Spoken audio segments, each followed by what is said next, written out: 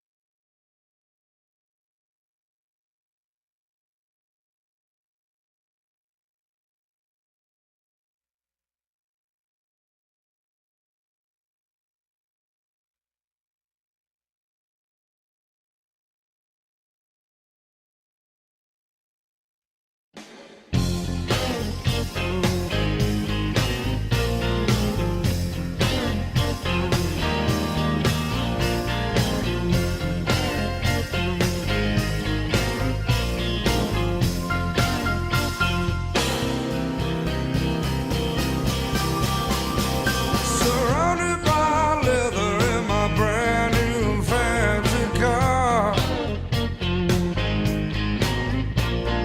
rolling with the top down, smoking on a fat cigar. Cool breeze in my head, bittersweet smoke flying through the air. It's the way I feel, smoking on a fat cigar. All right, everybody, that was Jeff Pitchell's Fat Cigar you were listening to, and that means it's time for Not Just Blowing Smoke, coming at you live from Twin Smoke Shop Studio headquarters in Hooksett, New Hampshire. Oh, yeah. Be sure to subscribe to us right here on YouTube and on Podbean, iHeartRadio, Pandora, Spotify, iTunes, Google, basically wherever you get your podcast from. I am Pastor Padron, and I am here with my co-hosts, Pablo Maduro, a.k.a. Paul. AKA the potion. No, the Spirit Master. The Spirit Master. Yes. Nick O'Teen and Dave and Confused, otherwise known as Dave, who has gender issues. And That's okay. we though. are 2021 looking now. we are looking tonight at some of the first newcomers of 2021. And one of the great things is we look forward to as spring comes, there are new cigar releases, TAA releases come out, and you start to see some new stuff in the humidor. And we are going to be looking at one of those new cigars and one of those new pipe tobaccos tonight. And the cigar we are looking at is the Bandolero Serie A Audaces. Is that right? I think you're right. Audaces. Audaces. Audaces. And the Bandolero has been out for several years. They are made by Selected Tobacco and marketed through the U.S. through United Cigar Group.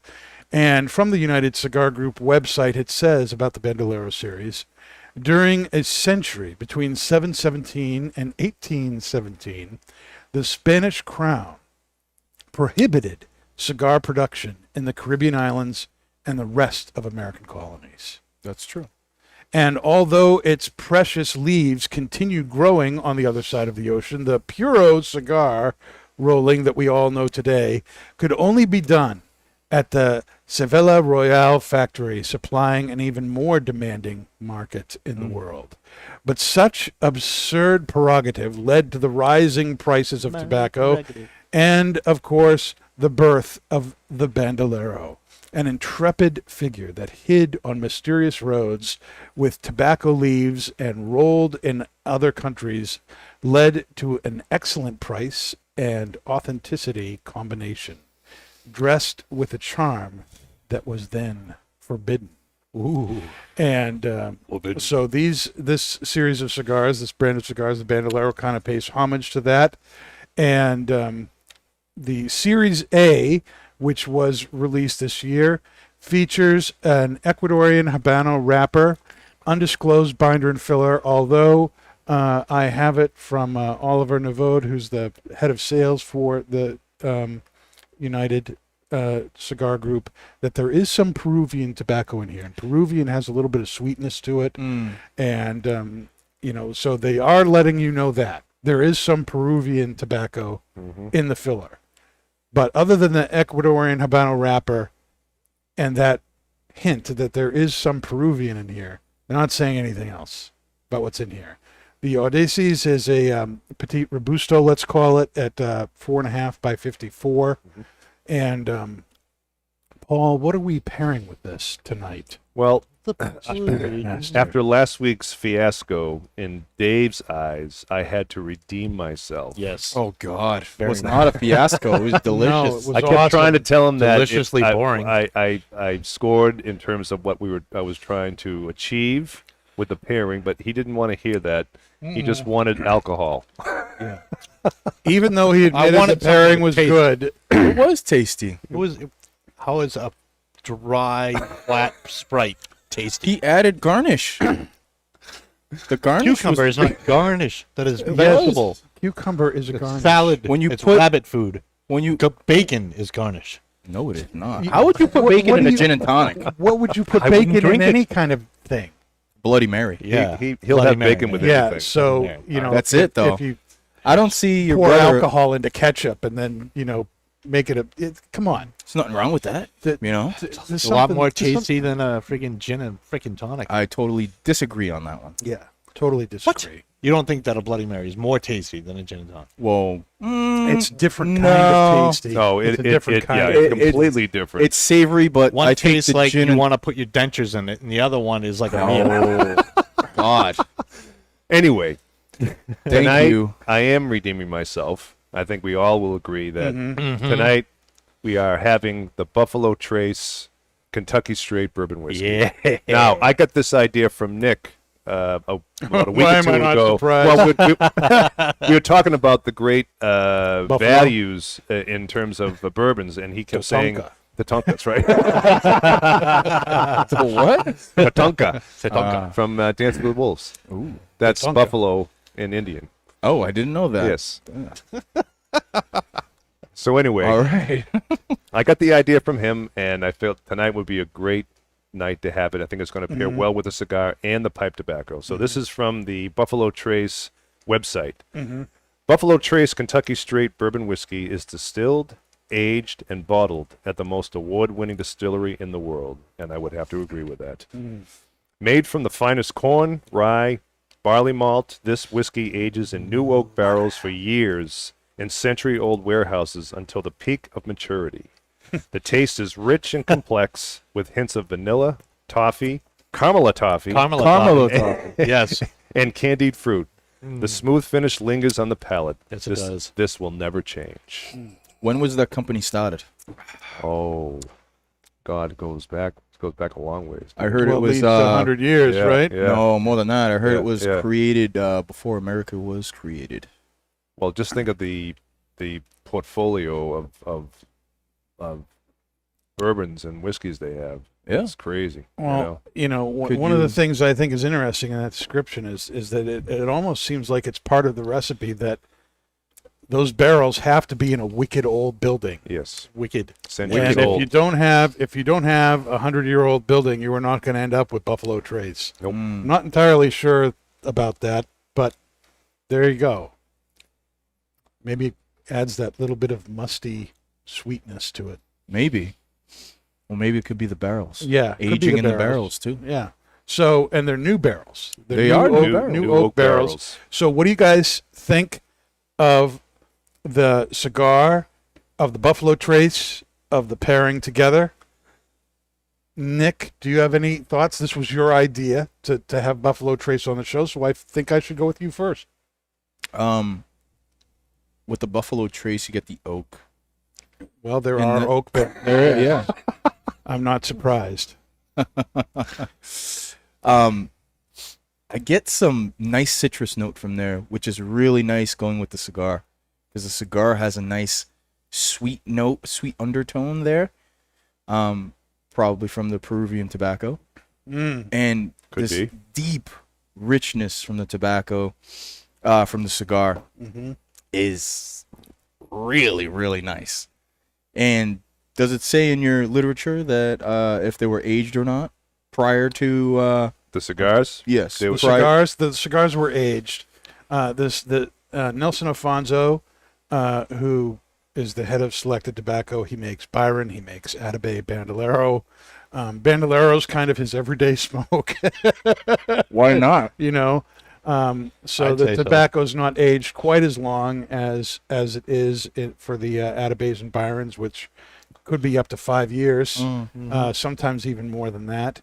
But you're looking at the cigars are aged, for a good long time before they come out, and that's one of his secrets to things. He has this great aging room where he controls the temperature and humidity, and they rise and fall from 70% humidity and 70 degrees Fahrenheit down to 40% humidity and 40 degrees Fahrenheit.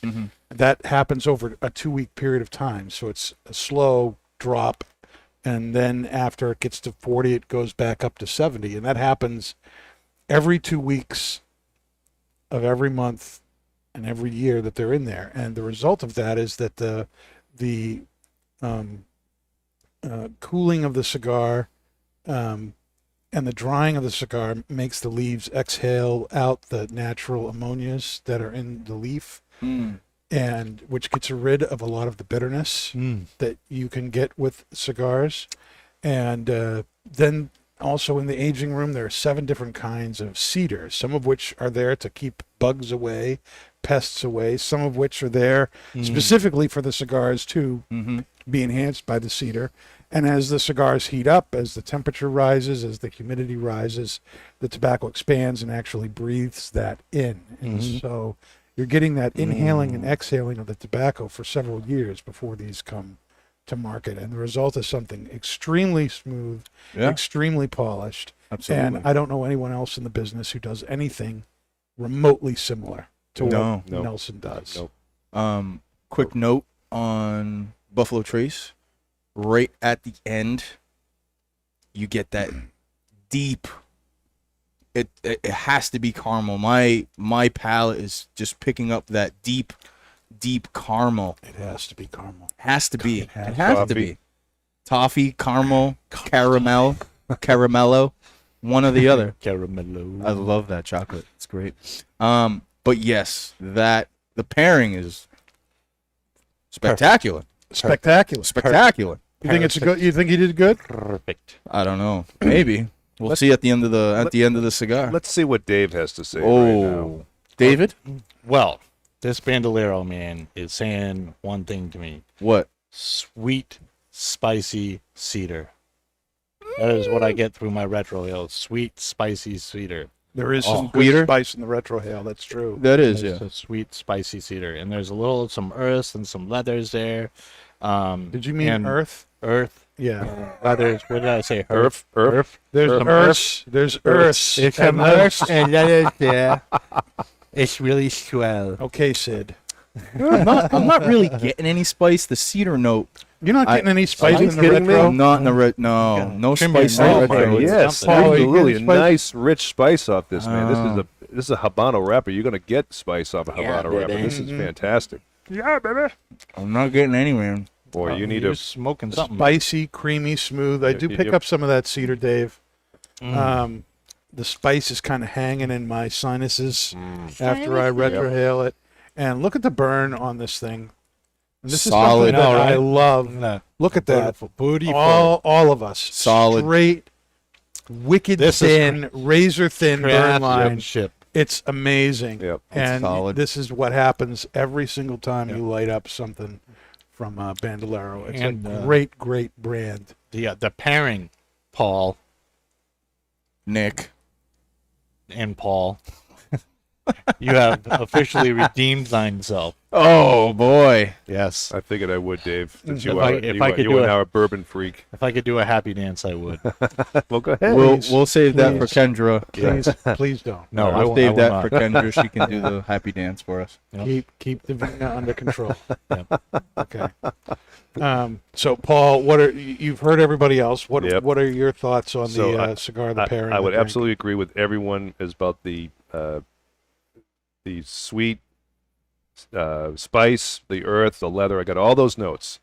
What I think stands out to me with this cigar that I haven't experienced with pretty much any other cigar I've had, there's a lemon zest to this cigar. that I'm getting. Ooh, Yeah, interesting. I picked that. I had this earlier, and I absolutely picked that up with a clean palate. I thought that was just a unique flavor from a cigar. Yet getting all the other flavors too, the spice, the cedar, the leathers, and all that. I get that as my mouthfeel. And with having a few cigars since then, and having this again today, I still get it. I think it's a unique flavor that I'm getting from this cigar, and I think it's fantastic. The Buffalo Trace is pulling out a lot more of the sweetness for me, and the spice. I think it's a great pairing. I think it's absolutely complementary. I still get that lemon zest throughout. I think it's absolutely. Is that phenomenal. something you experience more in the retro or Nope. more on your palate? No Yeah. palate. That's what I get Palate. after, like the mouthfeel. That's what I It's get. not. It's well. I'm not saying it's not in the retro, but it's absolutely on the palate for me. Yeah. That's why I get. Yep. I'm not picking up lemon zest.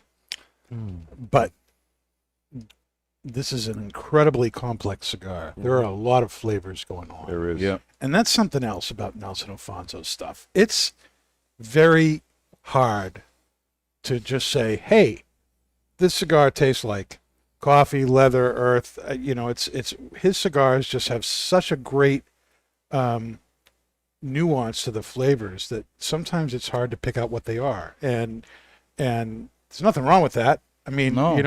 when it's all And said they and done, change. when it's all said and done, what it comes down to is, do you like it or not? Do you Yeah. like the flavor or not? And this is really good. Mm-hmm. This is one of the best Bandoleros I've had. Yep. Yeah. I love the Picaros. The Picaros is probably my other favorite size of the Bandolero. That's their Toro size cigar. Nick, do you have a favorite Bandolero? Do you ever go to these? Well, We this prob- is new, but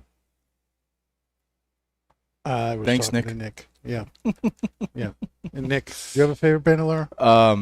It'd probably be this size here. I had when we first got in. Thank you, Paul. You got Audaces? Yeah. You can just say it, Um, Dick. So when we got the first batch in, so I've smoked hundreds of these. no, I have not. Over the course of my life. I've smoked a lot, but I've not smoked hundreds. a lot, man. So Nelson, you need to give me some because I buy these every freaking week. I don't. Maybe every other week, but and to start from the beginning, the old blend when we got the old blend, I was smoking the Toro. The Toro size That's was the my favorite. Picaros, Yep. yeah. That was my favorite. This one, the 54. I always call it the 54, never by its name. But this one, I've had I believe the Corona size or the petite Corona size. I had a few of those, and I wasn't a fan. It was a little bit too tight of a draw for my liking. Of the Series A, Yeah. the and- Sadducees. That's Yep. Barry Stein yeah. from Cigar Authority. Yeah. He thinks that is one of the best cigars on earth. It was good, but the draw was a little too tight, and I was a little disappointed in that. If it was a little bit looser in the draw, I probably would have bought the box. But this one, the draw is perfect, flavor is incredible, complex like you said, and the thing that I get about Nelson Alfonso cigars is he has that signature cedar note that's in there, and it's through everything, the Byrons, the Atabes, the Bandoleros. Yep. That is like his trademark signature for his cigars, and when you're smoking that, you get that 100% through and through on every cigar, which is incredible. The Bandolero the Bandolero Series C Calisals is the one that I smoke the most I've smoked that. Why am I not surprised? Well, that's you the- like the Bing Green? I That's do like like that's it. the It's 660, not as basically. complex as a cigar, Right. Right. but to me it's equally as flavorful. It's just in a different way. I had one earlier tonight, so this is my third Bandolero today. I have to Yeah. say. Well, that says something right there is, that you're yeah. willing to go back to it. Yeah, I mean, no, I am. this is one of those cigars when you're considering quality for what you're paying for. Yeah. I think this is one of the best values And what's the price point? in the store. It's $13.50. I think. It's for this one. Yeah, it ranges from $13 Now, to this is- 15. Yeah, and this is a 4.5 inch cigar, but it's a slow burning cigar, Yeah. and the quality of the tobacco, the flavors that you get, I think creates a real value for the cigar. I think the price point's right on. If you want to look at a cigar that's going to give you the best bang for your buck, it's hard to beat Bandolero. Correct. I think it's really good. it's really good. It's Dave. What is it? Damn good. Fantastic. Freaking sweet. Hit it. It's transcendent. Yes. I will absolutely say that too. And Paul, I want you to know that I have hit the lemon zest. You heard it. All right. The citrusy I'm not alone, note, gentlemen. the citrusy note in the cigar. I hadn't experienced it up to this point, about an inch in, but there it is, and I'm picking it up. So that's very, very interesting. Very That's unique. Is that tangy? It's a Sweet. tangy. It is a little yeah. tang to Tangy it, yep. sweetness in there. Yep. And All right, I'm cool. I'm going to say, Nick, you're right. I think it may be the tobacco from Peru that might be adding that flavor to that it. flavor. We'll never know because he doesn't disclose much other than the wrapper. Well, the old Bandoleros, or I should say, because they're still in production. The first run of the Bandoleros, you get a lot of that. And you get the thing that caught me on to the Bandoleros in the beginning when they first came out was the unique floral note that those early Bandoleros came with, and it was just, I was hooked at that point. There was nothing like it on the market. This definitely has that floral like note Correct. in the room note. Yeah, Cigar, I was going to say the bouquet. room note. You have that deep floral bouquet. Bouquet. To use the right word. Yes. Now, as a discussion point here, how important is it to you guys to know the general makeup of the components of a cigar? In other words, when cigars come out and say undisclosed, undisclosed, undisclosed, does that make any difference to you? Does it bother you? Does it make no difference whatsoever? That I know that the reason for doing that is cigars they're trying to really protect the recipe of the components, and so you say undisclosed not because you're doing something illegal, but because you're not wanting to give the competition any kind of clue as to how to make it. Correct. That said, I think some people out there probably that kind of ticks them off. Does it tick you off? Or does it doesn't matter tick to me you? off, but at the same time, as a tobacconist, it helps us become more and more Informed. well. It's but that's only a part of it. It's like, when you're trying to learn the taste of certain tobaccos, that helps. And I think that generalizing it by saying it's Nicaraguan is good enough. Because there's plenty of tobacco in Nicaraguan that's not just, Well, there's different growing regions. yeah, there's like everything. And so if they say the country, that's broad enough. I mean, you could even say the varietal of it, and that's still even broader because you don't know how long they matured it, how long they did this, did they do this, did they do that, There's tobacco in here from Central and South America. So I don't know. I think they should at least be. Thank you. Yeah. Yes. Now, Nick, what's your feeling on it? I don't think it does matter. For me personally, as a consumer, it doesn't really matter. It actually piques my interest. Okay, so that's actually the mysteriousness of it Yes. kind of piques your interest. As a consumer, it piques my interest because, what is that, if it's undisclosed and I already don't have, anticipation of the cigar and what it's going to taste like, what am I going to pair this with? How is it going to perform? What taste am I going to get from this cigar?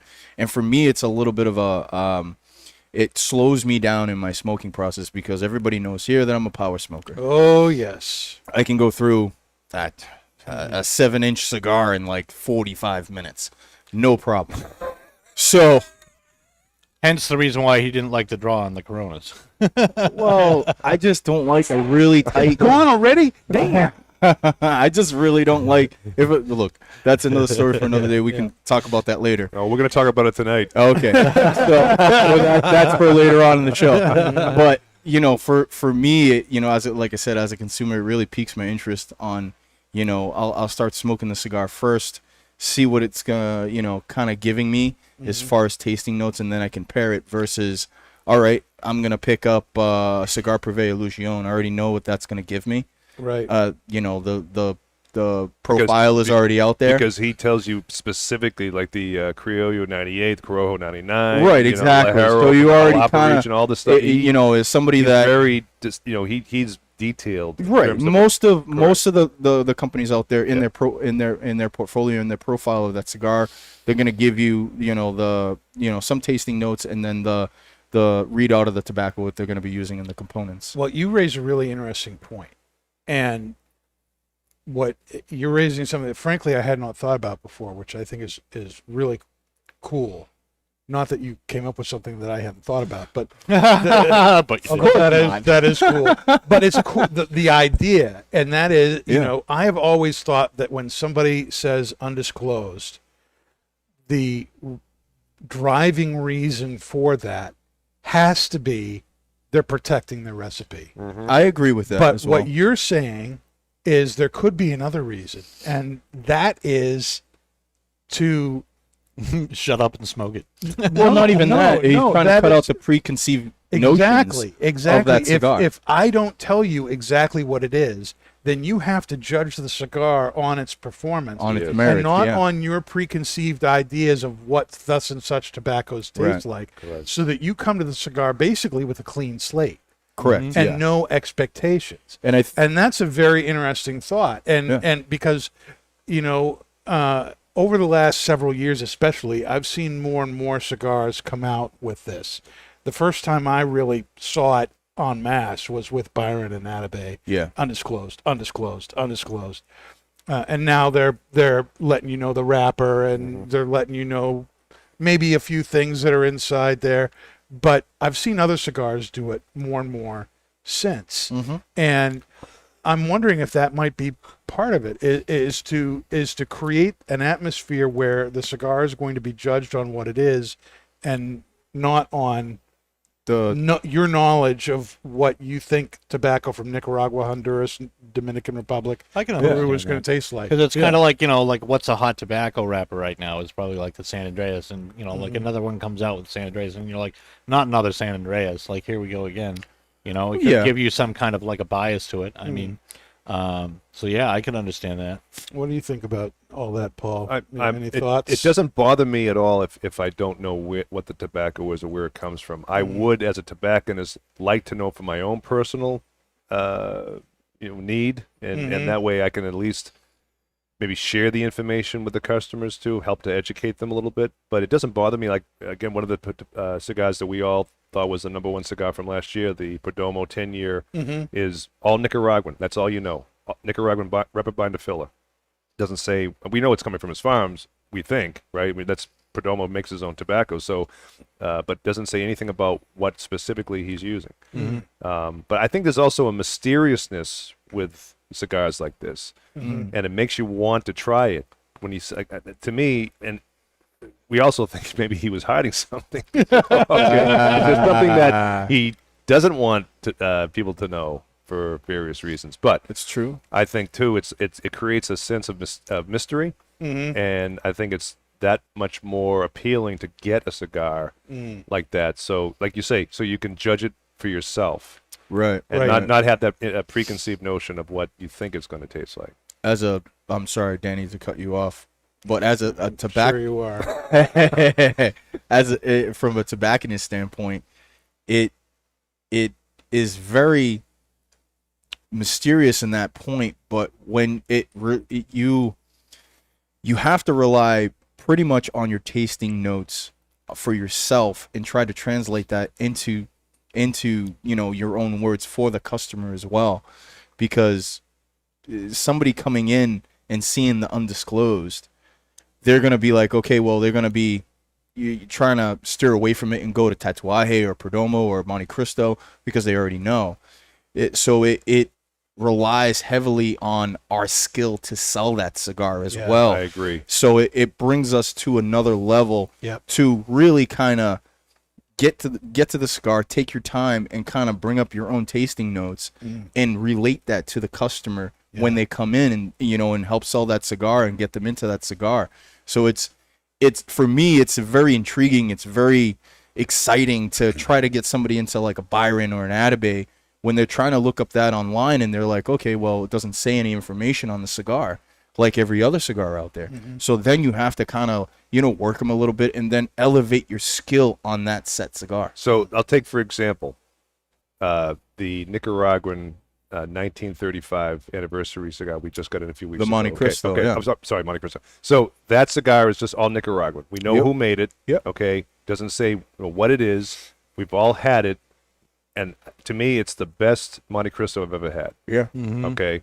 And you take that excitement and passion for a cigar like that, and you can help sell that to the customer. You tell them what flavors, what aromas you're getting out of it, the experience, and they'll see it in your face. Yeah. If you're really and truly excited about it, they're going to buy it. Yep. Yeah. If it fits their profile, they're going to, and even if they want to take a chance on it, they're going to buy it. Yeah. Right. So it doesn't take much. If you don't like a cigar, they're going to read that on your face. Oh, yeah. Mm-hmm. So I think it helps for us to be able to explain the flavors that we're getting out of it, what they can expect, and then immediately, I think 9 times out of 10 they're going to take our word for it. Absolutely.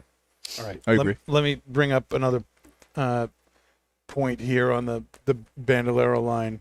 When they originally came out, Bandoleros came out in these tin humidified jars. Mm-hmm. And there was a point where that was kind of a selling point, in that when you bought a jar of Bandolero, you were getting a little humidor, so that that was part of the selling point of the series.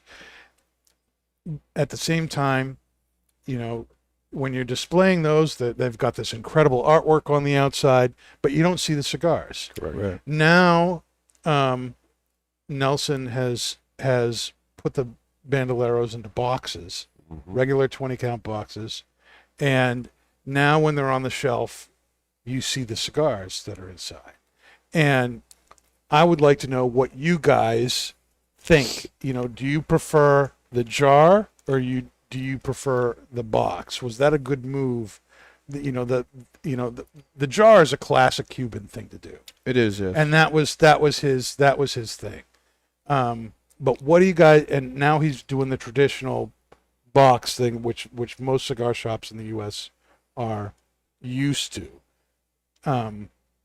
Is that move something to just accommodate to us, or do you think that there are actual pluses to doing that? For twofold, yes. I think it was a fantastic move to move it to boxes. First, you can see the cigars; they're not celloed. Yep. All right. And since we brought those boxes into the humidor, I think we've sold more Bandoleros than we probably ever have in a specific point of time. I've seen that too.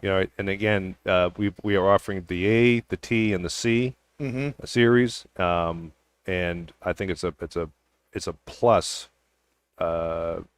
twofold for the cigars to be represented in a box where you can actually see them. Yep. All right, they look fantastic, they taste fantastic, and I think it's just a much better retail setup too for us. Oh, yeah. It looks beautiful. It really, really looks beautiful. Yeah. I definitely piggyback on that. The jars, even though they were more of a classic Cuban-esque presentation, Right. with the boxes now, they're uncellowed, which is another classic Cuban look, Yes. and the presentation is absolutely beautiful. Cigars are beautiful. Everybody's coming up and looking at them a little bit more, because when you have the jars, you only see the top of the cigars. Yeah. You don't really see the whole If cigar. they're open. If they're open, exactly. They're placed better on the retail shelves. You can see them properly, and like I said, the presentation is just Yeah. is And the eye-catching. artwork that was on the jars is now on the inside of the boxes. Yeah. So you're not Correct, yeah. losing You're not losing that. any of it. Yep. You're gaining. So he did a very good job going to the boxes versus the jars. Now, Dave, you have a Tobacconist University word of the week. Word of the week. Yes, every week we try and have a Tobacconist University word of the week. And Dave, do you have it up? I do. Can you pronounce it? I don't know. This is going to be a tough. Come on. What's the word? So today is the Tobacconist University word that's of the day, which super hard. I think totally fits the overall theme of tonight is blending. Ooh. Say that one more time. Blending. Blending. You're really reaching deep, huh? Yeah. Yeah. Which requires a master blender to allocate the recipe of a particular cigar to the rollers. The recipe consists of precisely measured amounts of specific fillers, binders, and wrapper leaves. Blending. Okay. Well, I can totally agree that Nelson Alfonso is a master blender Mm-hmm. and that he really knows how to blend a very complex, nuanced cigar using the finest tobaccos that are out there. And you can really enjoy it in a way that you really get to with a lot of other cigars that are out there. There are other people out there, of course, on his level, but he's really, really very, very good Mm-hmm. at creating these things. Now you notice Dave and I, we're guys stacking are- dimes here. You are Look at the burn Yep. on that. It's nickels. incredible. You're stacking nickels. It's Back in the Knicks. This cigar is burning perfectly. It's awesome. Are we ready for a little cigar confession, Dave? Oh, yeah. Okay. Yeah. My cigar confession, Pastor Padron's cigar confession, and that is, please, Please. do not rush your cigar. Mm. Cadence matters. The rate at which you draw on the cigar matters. And one of the things that I have been appreciating, especially with smoking Nelson Alfonso's cigars, is that taking your time with it and taking even lighter puffs on the cigar, lighter draws on the cigar, opens your palate up to more nuances and flavors than you would get otherwise. And as a matter of fact, if you really suck on your cigar and really try and drain it, like you're a freaking vampire trying to get all the lifeblood out of it at once, the heat from that is going to disrupt the flavors that you're supposed to be getting from that cigar. It's not going to burn at the correct It's not going temperature. to. That's right. Because the flavors that you're getting are, of course, not from what's burning, but from the heat that is going through the rest of the leaves, heating them up, steaming them up, and that's what's creating the flavor. It's not what's burning at the top. This ash is not what you're tasting. It's what's down here that you're tasting, as those flavors get drawn through the cigar. And the And ash controls the The ash temperature. controls the temperature. So if you, look at that, perfect. So the rate at which you enjoy a cigar really, really matters. Paul, do you agree with me, or do you think I'm just No, full of crap? I absolutely do. I try as much as I can to relax when I'm having my cigar. Although when we're at work, we don't have that luxury, and I certainly don't have that luxury when I'm taking my dog for a walk. Oh, my goodness. I have a tendency to probably, power smoke my cigars a little bit more than I would like when I'm on my walk. But when I'm at home, if I'm on the back deck of our little condo, I will relax, take a time with the cigar, just really, really enjoy it, and try to get those flavors out of the cigar that I'm looking for. Dave, what about you? Does it matter to you? It totally does, and it's something I've Really? learned over time. You really got to listen to the cigar. You got to watch your Listen to the you got cigar. to watch your ash, and Wash your ash. you got to wash your ash. Make sure it's clean, so you get a good draw off the cigar. Oh God! You don't want a cone on your tip. I don't think God had anything to do with No, that. No, I agree. You don't want a cone on your tip. You don't want to what? You don't want a cone on your tip. You want it to be pretty straight. Don't want a when cone you on your ash tip. your cigar. Yes, You that's don't want true. to cone it. When you get in the cone, that means you're smoking it Smoking too it too fast, it's fast. burning incorrectly, and that means your cigar's gonna taste funny. And I Or you not see- taste the way you it's supposed to. you see Yeah. customers who are like, this tastes funny to me. And you've got this big cone on the end. Well, I can tell you why it's tasting funny. You need to slow down a little bit. You're not paying attention to what you're doing. A cigar is really something that you enjoy while you're relaxing. And to Paul's point, one of the perks of being at a smoke shop is that you can enjoy a smoke or a pipe while you're working, but that there's a lot of work that needs done. So it's not like you have the time to just sit and focus on what it is. And so typically when I'm working, at Twins, you're not going to see me smoking a Bandolero. Not because I don't like the Bandolero or don't think it's a good value, but because if I'm going to smoke a Bandolero, I want to be sitting Correct. and really being able Enjoying, to savoring. give the cigar the attention that it needs, because this is something that's going to really help you relax, unwind. Cigars are aromatherapy, and Bandolero is one of those cigars where we've all talked about it. The bouquet of the cigar is fantastic. You really want to be in a position where you can enjoy it. Right, Nick? Yes. I do when I'm at home. I enjoy it Yeah. very much so when I'm at home. When I'm at home, my double diggers last a full hour, They do. They do. as opposed to the 36 minutes when I'm smoking them at the store. 45 minutes when I'm at the store. But that's because you have to put it down and That's correct. do your Yes. business. Yes, that's correct. We have to, work and sell Put it down. cigars and clean. I and pick things up and I put them down. yes. I pick cigars up and I put them down. No. Yes, I do. Mm-hmm.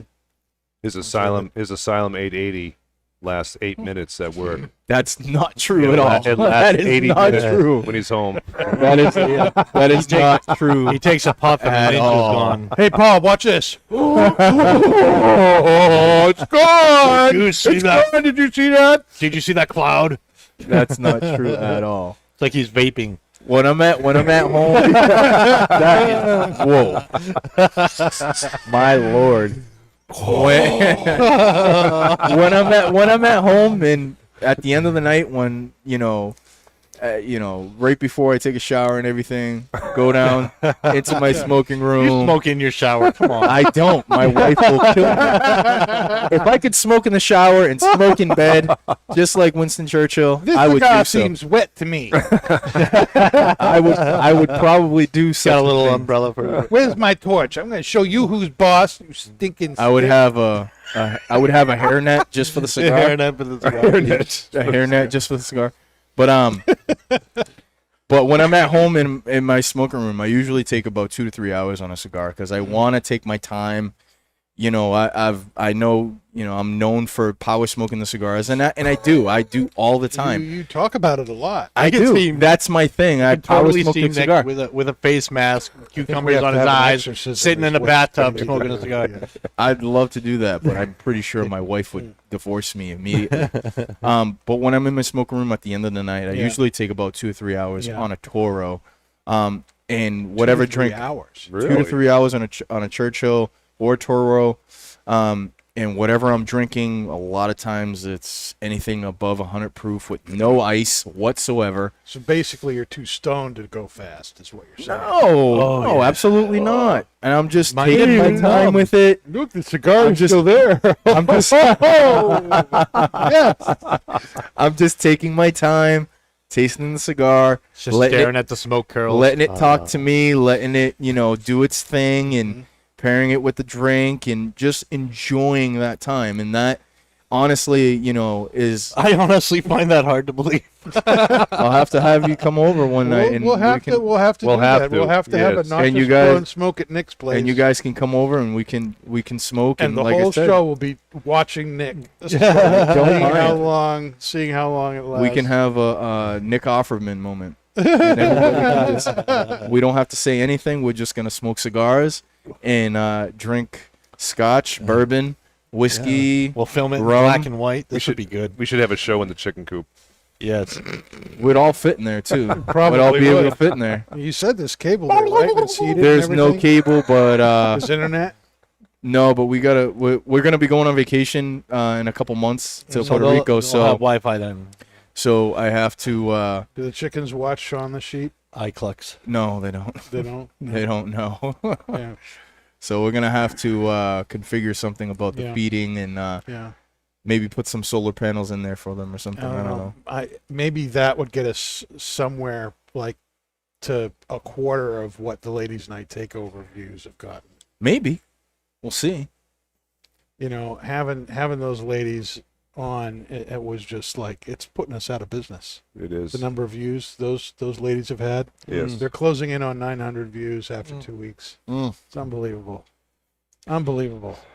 Paul, you had some deep thoughts that you wanted to share with us tonight. Yes, it's Deep thoughts. Deep thoughts with Paul by Pablo Maduro. Just wanted to shake things up a little bit tonight. Ooh, and have you guys contemplate maybe life for a bit. Give me a second here to bring this up. Contemplating life with a bandolero Well, and Paul. maybe just a bandolero. So basically, just a question I have for you, gentlemen. Yes. If today was the last day on this earth, what would you do? Why? Nick? Just get it out of the way. Just tell us what we all already know. Smoke it if you got it. Maybe you think about all. I'm not going to preface it, but let me just say this. This is your last day on earth. Last day, How would you spend your last day on earth? I would go home and spend it with my wife and my dog. That's it? That's it, man. Nothing else you wanted to do in life? I'd get some moonshine, so we have some moonshine. Of course. Relax. Let me finish. Let me Now finish. It's getting more to where we all thought it Let was me going. finish. Yes. All right. Okay. So sorry. we have a bottle of clear from Puerto Rico Yeah. What you do? that we have. Remember those big $10 wine jugs that you get at Home Depot? Oh, not Home At Depot. Home Depot. At Market Basket. This is where Nick gets his wine from Home Depot because it comes so in bigger boxes at Home Depot. It Those does. big box stores make big wine boxes. That's true. But I would sit with that jug of clear and be with my wife and my dog and drink that until I'm gone. Until you're gone. Until I'm gone. Until the earth goes poop. That I would spend it with my wife and my dog and clear. That's what I would do. Clearly. Clearly. Okay. Dave? Dave. Jeez. He would buy as much Mountain Dew as he can possibly. And combos? Combos.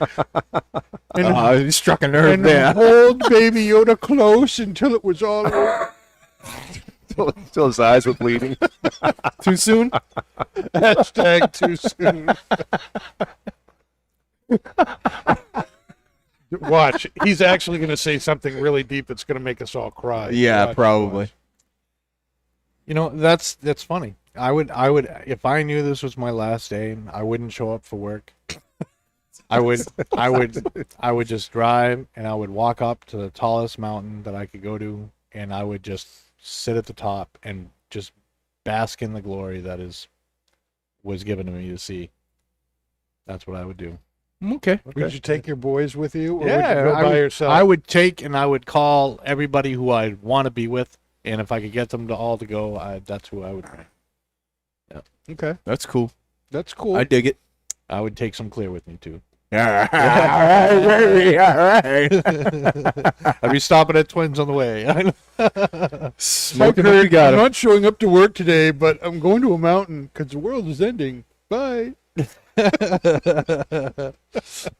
Well, I mean, would anybody really show up to work on the last day? Come on, everybody would there would be a mob scene.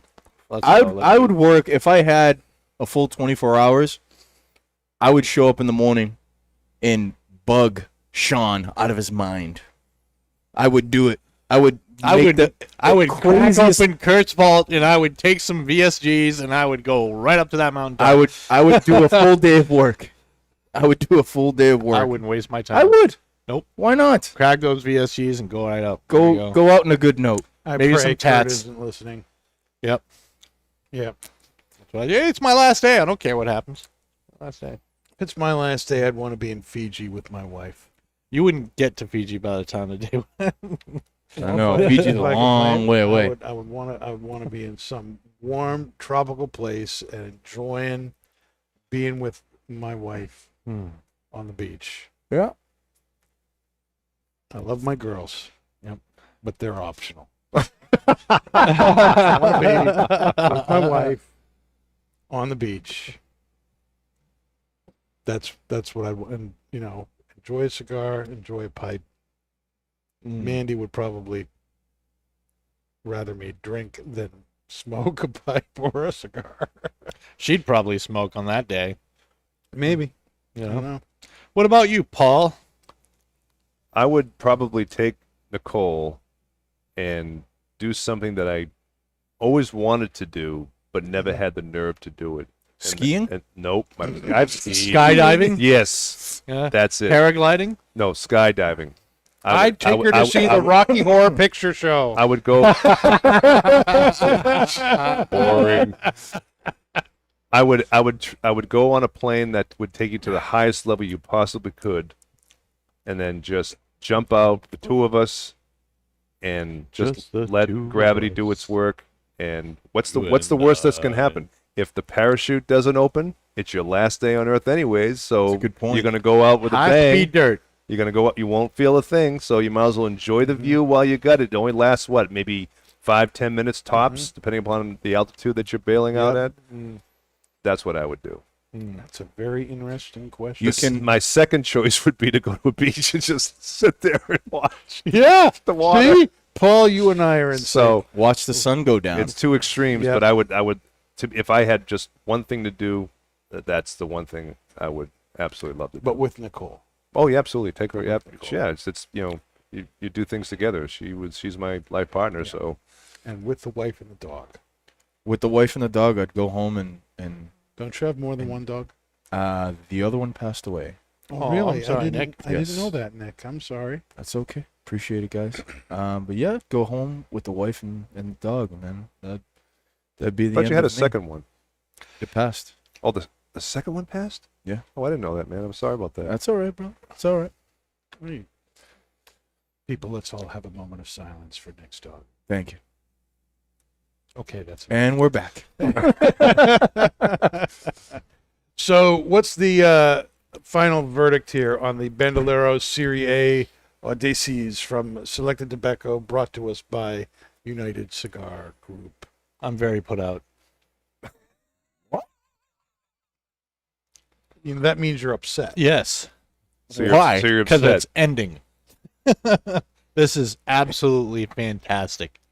I'm totally in love with this creamy, smooth, spicy, sweet, cedary retrohale. It's intoxicating, and the Yeah. drink is doing nothing but amplifying it, and it Yep. is just the most enjoyable experience I've had since smoking those Since last VS week with the gin. No, absolutely not. Since the episode we had with Kurt where he shared those VSGs, That was incredible. this is Paul was not here for that one. No. No, that was This was sad. absolutely amazing. Nick, final thoughts. Final thoughts. Do you recommend this cigar? I always recommend the cigar. Yeah, I know. Every cigar is But the do you best thing really- I've ever Every had. cigar- I've smoked hundreds of them. Blah, Whatever they blah, want to get blah. into, man. Even the quorums, if they want to get into, that's a fantastic cigar, guy. What? But with the pairing, You're gonna cry tonight. the deep, I can't get over the deep burnt caramel or just Caramel toffee. caramel toffee on the finish with this cigar just brings out that beautiful, sweet, floral note in there. It's just, and then the richness of the cigar. It's a perfect cigar, and the Buffalo Trace is amazing. Great cigar. Perfect pairing. You did incredible, Paul. I'm really, and I know Nick suggested the Buffalo Trace, but you paired it with the cigar. And so, He gets You the did credit. Paul, the drunken mascot. you did a great job. This was a great bourbon. It is. Kudos to you. Thank you. Appreciate The it. pairing here is fantastic. Paul Absolutely. knew when to bring it up, and Yep. that's awesome. The burn on this cigar is flawless, Yeah. and it's hard for me to describe this cigar. It's very complex. It's very nuanced. There's a ton of different flavors going on. It's And it smooth. changes. It's creamy. Oh. It upchanges. It is a really, really extremely pleasant smoke. Yeah. It's great to hold. It feels great. I love the way the wrapper feels in my hands. Of course. I love the way it smells. Mm. I love the taste. I love the finish it leaves in your mouth. The bouquet of the smoke is it's a great cigar. Paul? This cigar is not excellent. This cigar is not fantastic. I despise it. This cigar is not even transcendent. Ooh, what word is he Here we gonna go. say? Everybody got to be quiet. It's the for this word one. of the day, people. This is sublime. New catchphrase. Thank you. This is probably this is going to go down as one of my favorite cigars now, unfortunately. It's got to be top 5. Unfortunately, because it is a little bit more pricey than I normally would, pay for, but I'll make the exception. This has been, and like Dan said, it's a lot going on here, lots of flavors. It's hard to describe, but it's very complex. Love the spicy sweetness, the cedar that I'm still getting some of that lemon zest out of it. It's just an Yep. absolutely phenomenal cigar. As the cigar has gone on, that citrusy, lemony you're describing as lemony, that zest is definitely there, Yeah. and I'm picking Yeah. up more of that as it goes. It's an excellent cigar. I totally recommend it. I'm We are- also getting a hint of brake dust. of brake dust. Dave replaced his brakes today on a car. That's your fingers. Well, not mine. So he's actually tasting His new his girlfriend. fingers, No, and yeah, His new girl, don't say that. his new girlfriend. oh, No, she tastes like she's brake watching. pads. That's a hell of a description. That's bad, Dave. You just Ugh. yeah. At this point, I think the smartest thing for us to do is to go to our intermission. Yeah. We'll be back in a few minutes. Stay tuned.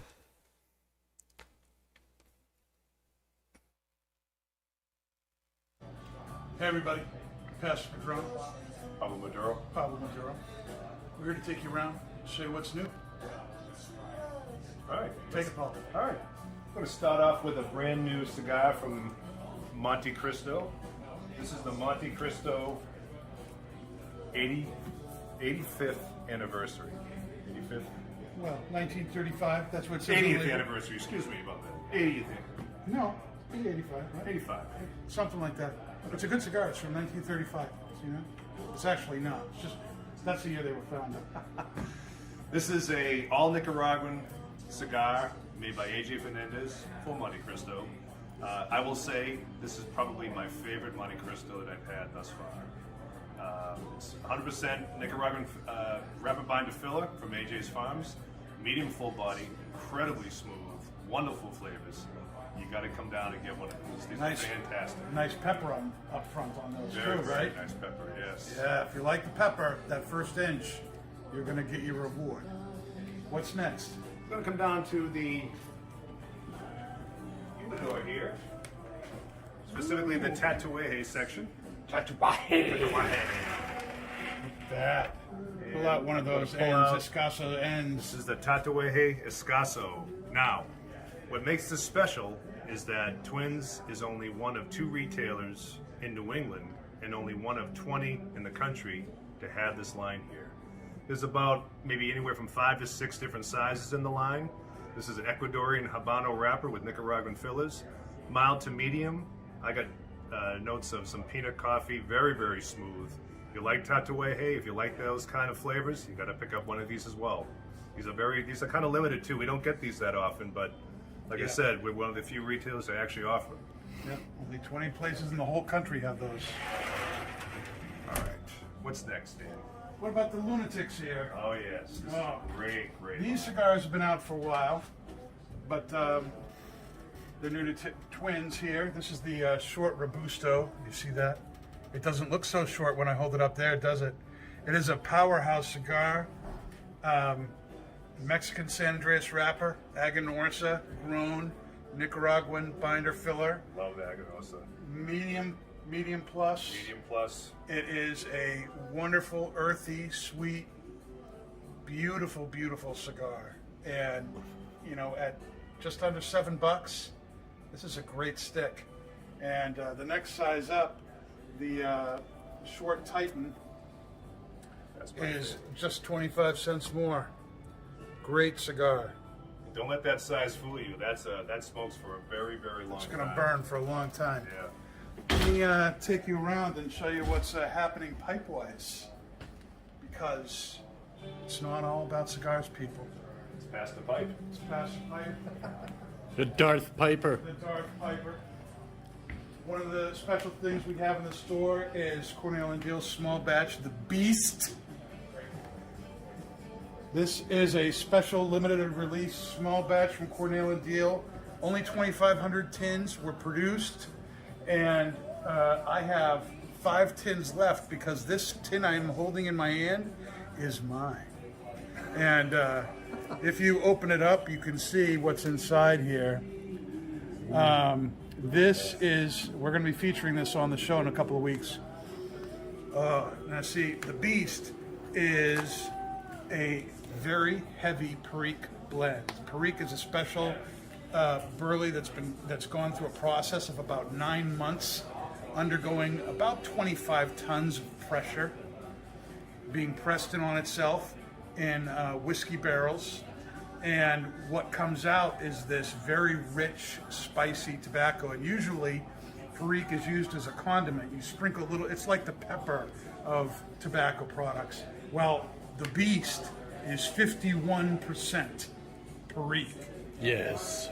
And if you like that raisiny, figgy, spicy flavored Perique and are never able to quite get enough of it, the Beast might be for you.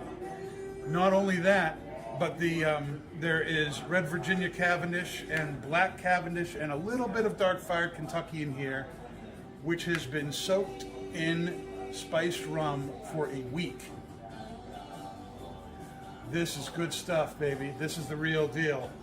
And these 5 tins here, because that tin is mine, is the only ones left in the store. So if you like that stuff, you're going to want to get it real quick because it's going to be gone.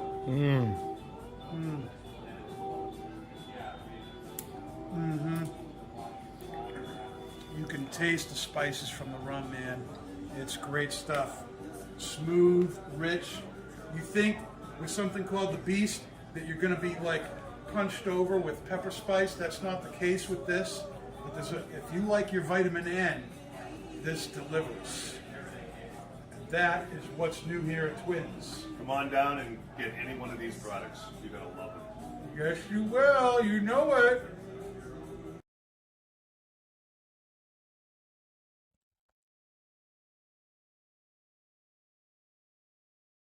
All right.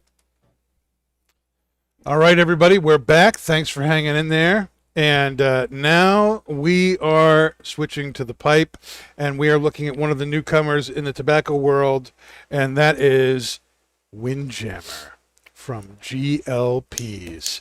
And from the tin, I will read what's on the tin here to you. Rich and satisfying cut cake, comprising sweet, ripe Virginias, nutty Burleys, unflavored toasted black Cavendish, and a generous measure of Perique. Oh, yeah. A splash of dark rum ties it all together and adds a bit more sweetness. As you enjoy this slow, clean burning flake, you'll find hints of cocoa, black walnuts, and dried fruits, enhancing complex natural tobacco goodness.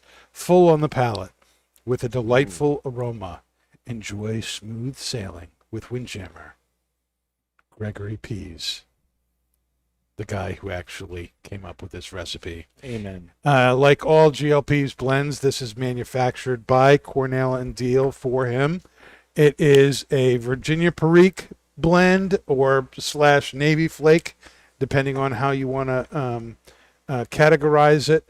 Black Cavendish, Burley, Perique, Virginia, those are the components. There is dark rum that's added to this as rums and stuff are often added to flakes. As a matter of fact, when you add rum to a flake, Navy Flake is almost what you're going to come up with because pirates, sailors, rum, that's what they do with their tobacco. And it is a flake tobacco. And we are continuing smoking the Buffalo Trace Kentucky Bourbon. We're smoking it. We're smoking it? Oh, I mean, we're drinking it. we're drinking it. Might as well smoke it. drinking. We're drinking Smoke it. is really wet. There is rum in the backy, but we're drinking the Buffalo Trace. Are you sure? Yes, I am. At this point, I am sure. Flake tobacco has been around for about 300 years, Oh, And- Ollie. and it was invented out of necessity, out of convenience. It really did come about out of the shipping trade and sailors, and that was the main way to get around from continent to continent, country to country back then. And when you were on a ship, you might be gone for months, you might be gone for years. And smoking a pipe is, look, Gordon's fisherman. What has he got? He's got a pipe. You think of, people who are on ships, fishermen, you always think of them as smoking a pipe, smoking this really strong stuff. And ribbon cut tobacco just did not last on a ship. It just dried out too fast. All the flavor comes from the oils that are in the leaf. And if that all goes away, if the tobacco completely dries out, you're not really going to get much flavor. And so there was all of this, trying this, that, and the other. What can we do in order to make tobacco last for long periods of time? And so one of the things sailors started to do was take some rum and wet their tobacco with it and press it together with their hands into cakes. And it would do two things. It would compress the tobacco so that you could get what was a big chunk of it. Once it's wet with the tobacco, with the rum, it would take up a smaller space. It would be much more compact. And then because you create this kind of block of tobacco, there is less of the tobacco surface area exposed to the air, so it holds its moisture for a lot longer period of time.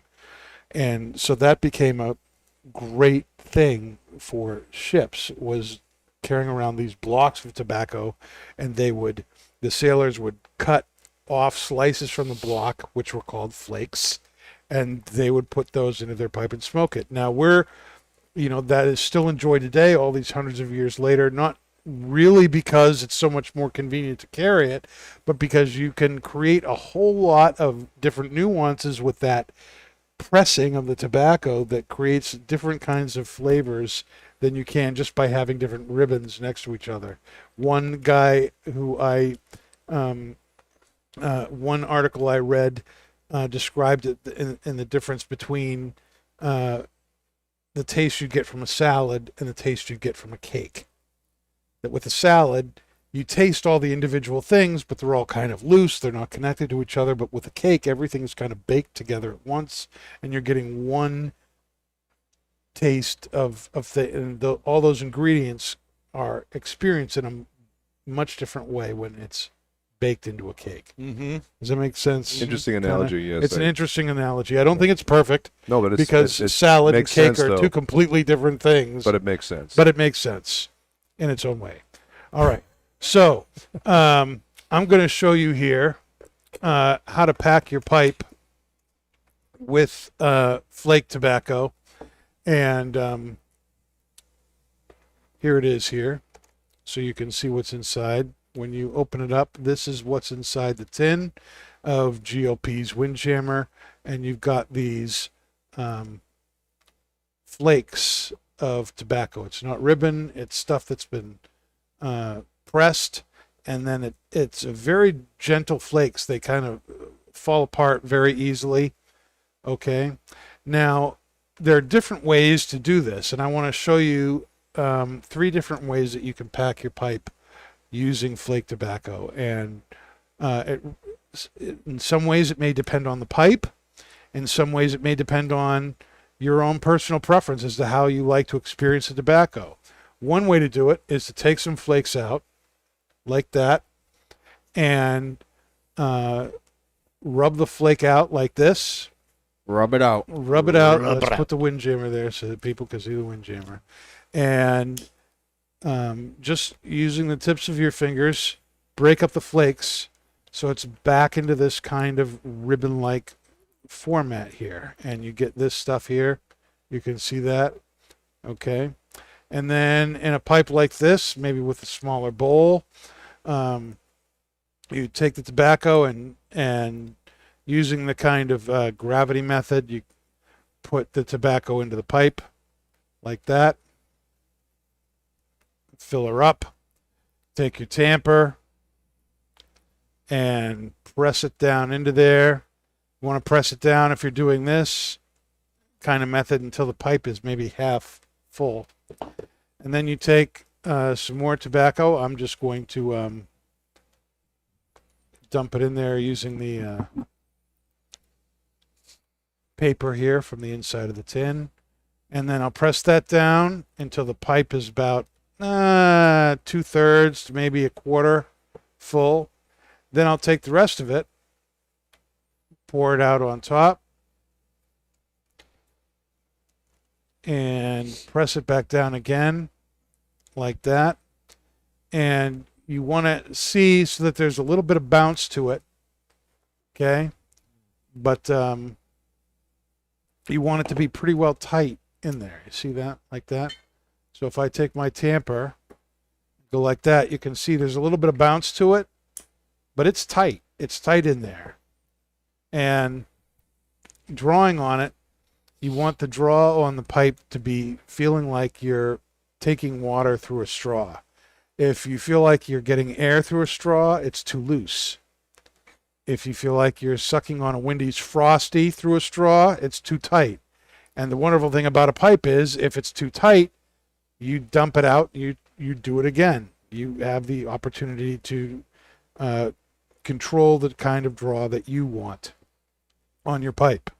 Now, another way to do it, in a pipe like this, for instance, where you've got a very wide bowl, but a very kind of a narrow bowl, not narrow, but it's wide, but not so incredibly deep. You might take the flakes as they come out of the tin. Let me see if I can get some good thicker flakes out of here. Like this. Take the flakes and basically bend them in half and put the flake inside. Like that. Now when you do that and you're not breaking it up, you don't want to use your tamper so much because the flakes are thicker. Okay? And you're dealing with thicker pieces of tobacco, so you don't want them so tightly packed that you can't get any air into there. So again, you take some tobacco, fold it in half, put it on there, and using your fingers and thumbs, you get it down, and you want it down right below the rim of the bowl so that it's like that. Okay? A third way you can do it is, especially if you have a pipe like this that's very deep and very tall, you can take whole flakes like this, just as they are, and just put them into your pipe straight up and down.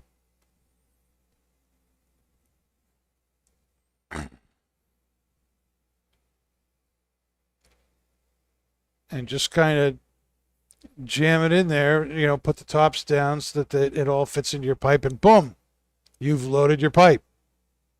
Okay? Now, if we, I don't know that you can see it if we do this. Let's see. Can I get down here and show you how to do this? Yep, that's good. Okay. Take my Caribe lighter here. My Caribe. Very nice. Notice as he's lighting, the tobacco will rise.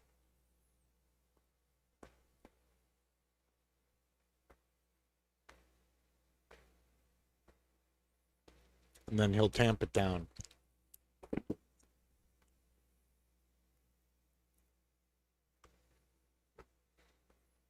And then relight. Yep. It's called basically the false light.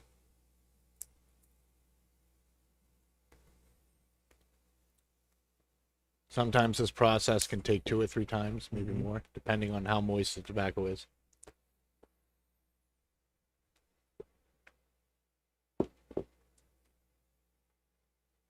See that? Now that's all ready to go. Dan will be smoking all 3 pipes tonight. All right, you want to switch? Yeah. Ba-boom. Okay. So there you go. That's how you load your pipe using flake tobacco. And I might go back and forth between all 3 pipes tonight. Might as well, right? I mean, I put the tobacco in there. Might as well use it. And it's darn good tobacco. If you need help, I can help smoke one Okay. of those pipes. So, while I'm getting this thing started here, what is your impressions of the tobacco and the pairing so far? So the first notes that I was getting out of the tobacco was like a candied fruit. Mm-hmm. And I'm going to say that the rum adds that candied part to the Virginias. So Virginias would get a lot more, maybe like a dried fruit or a stone fruit. This is amped up a bit. The aroma is really intoxicating. I can't put my finger on what flavor it is, but I'm just going to say it's a candied fruit. Nice spice, woody, little hay, just really, really flavorful tobacco. With the drink, with the Buffalo Trace, it's pushing back the sweetness, the candied fruit to the background and bringing more of the woody spice to the foreground. So I think it's a very complementary pairing. It's not changing anything. It's not giving me a flavor that I wouldn't have had on its own. It's just bringing out a little bit more of the woody spice, hay flavors to the foreground, and just pushing back the candied fruit to the background a little bit. Nick, what about you? What's your first impressions here? Well, the tobacco in itself, I definitely have to agree with Paul. I think the rum in there is giving the sweetness some depth. You definitely get some of that hay, earth, and a little smoky aspect to it. With the drink, Could that be the burning? maybe it's a possibility. Tastes smoky. With the drink, I would, and I hate to disagree with Paul because I love Paul. Go ahead and But- disagree with me. Okay, with the drink for me, it is a contrasting pairing. I think the drink is enhancing a little bit of that sweet note, but that is it. It is masking maybe some of the complexities that I may be looking for. And I had I've had Windjammer before. When we first got it, I bought a tin of it, and I loved it. There was really some deep complexity about about the tobacco.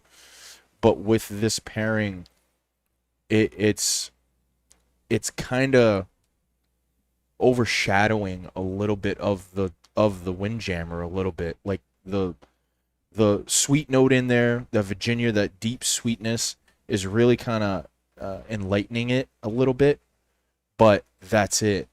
The complexity that I originally got from it, it was, bright, it was complex. You get all these types of flavors, but with this pairing, for me, I think it's only the sweet, deep. It's deep. It's coming The through. Can you say deep one more time? Deep. I don't think we heard it enough. Deep. That deep sweetness is coming through, but nothing else. It's overshadowing the complexity of that this tobacco has, in my opinion. Dave, Paul, or Nick, or do you have a third opinion? I'm on both their sides. To me, I feel like I kind of agree with Nick a little bit, but I feel like it's still a complementary pairing. But I'm getting all of the stuff that I usually get in my mouthfeel through the retrohale. I feel like it's just changed place. I'm getting a very sweet, very pronounced retrohale, and it's weird because because it changed place. Instead of it being on my tongue or on my palate, it's in my nose. What the in heck is it retrohale. doing in my nose? This Yeah. was supposed to be What in the my heck? palate. What the heck, man?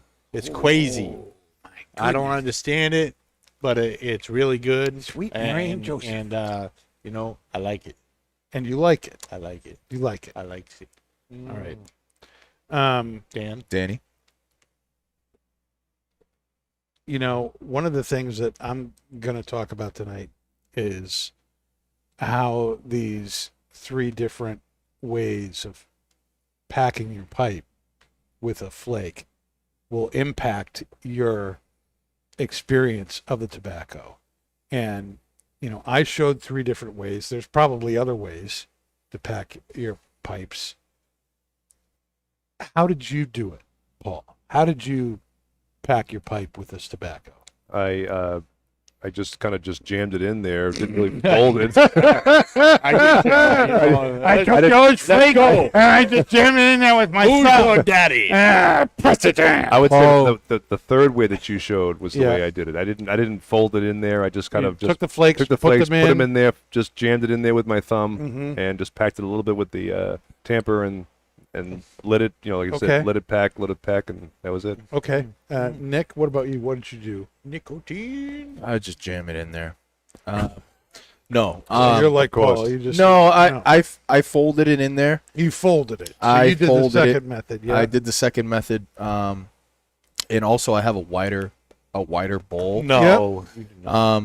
And like this. We did it the same way in the same style Yep. pipe. Yep. the first time I had this was in a smaller bowl, a little bit more narrower, a little bit longer, or taller, I should say, in kind of what you have there in my Peterson. So with that, it probably did smoke a little bit different. But yes, I did fold it and put it on in there. Dave, what about you? What method did you choose to do to fill your pipe? I folded it and stuffed it in. You folded it. I You did. did I the did. second method. What's third? You took the flakes, yeah. folded them in half. That's the and put second them in method. Yeah, your that's the pipe. second. Yeah. Okay. Second all day, peeps. Mm-hmm. And is that the way you normally do it? That is the way I normally do it. Yeah, I feel like with that, with whether it's a flat flake or like a crumbled flake like this is, or A know, like flat a- flake. All flakes are flat. well, no, Definition. like Portsmouth Shipyard, you actually get like a What? Portsmouth Please Shipyard. please tell me we're recording that. That's Let it go on the soundboard. yeah. So with Portsmouth Shipyard, Got a girl. It's a straight flake, you know. It's actually been like sliced right off of a cake. Where this is kind of like a crumbled flake, you know. It's like Yeah, bits it's a of very Yeah. It's So a broken flake. yeah. So, or like with Amoskeag, where it's a bullseye, like a circle, like a rope that's been cut into a flake. I fold that in with the eye facing down and fold the other stuff on top, so that every, you know. All right. Now, for couple those of smoke- us, for everybody I'll get, else like, a who's out hit of there in that like Cavendish. other countries Mm. who aren't near Twins, Mm. Portsmouth Shipyard, Oh yes, it's would Peter be Stokoby's luxury navy flake. luxury Navy flake. Yep. And Amoskeag is Amoskeag is luxury coin slice luxury coin slice. from Peter Peter Stokoby. Stokoby's. Yes. A lot of Stokoby going Less on. you know, that's what's going Thank on. you, Dan. And you know, a lot of tobacco shops do that. They'll take the name of a tobacco that they get, Because who really wants to say 1Q? Like, yeah, or PS3 or BCA or you know PS-3. That's our dairy cherry. mhm. You know, that's you put new names to things, and that, you know, it gives the impression that you've blended something, but really all you've done is relabeled the sucker. Captain Yeah. Black, maybe? Mm. Well, this has gone out again. So, It is a little on Moist. the wet side, huh? Moist. well, It is moist. flake takes a little bit more work to get lit, especially if you're just That's what she said. folding it or dropping it in as a whole flake. Now, if you're breaking it up and, you know, really rubbing it out so that it's more ribbon or more a kind of a broken or coarse mixture, you're going to get something else. And I'm going to light this up. Light it It is nose warmer. on fire. Doing this the first method, where you're breaking up the flake and really rubbing it out back into its component parts, it's going to be easier to light. But that's also going to change the flavor. It's also going to change the experience of the tobacco. Flavor Flav. I am loving this drink. Drink Thank is you, guys. I knew you would, Dave. Yeah, when I the first two pipes that I had, this one where I just dropped the flakes in straight up and down, Like a tot. this one where I folded them, versus this one where I've broken them up, the flavors are much more intense on this. Well, you're probably On the burning. ribbon? I would have to say you're probably burning them a little. You're probably burning them evenly. Mm-hmm. Now, would that have anything to do with the fact that you're smoking a nose Nose warmer? warmer? Well, both the nose warmer and the shape of the bowl. You know, Virginia tends to do well when it's in Narrow high bowl. a yeah. narrow high bowl. This is, you know, a narrow bowl, but it's not incredibly high. So it could still be good in here, but I'm thinking that it's Bonsai. probably going to be best overall in this pipe.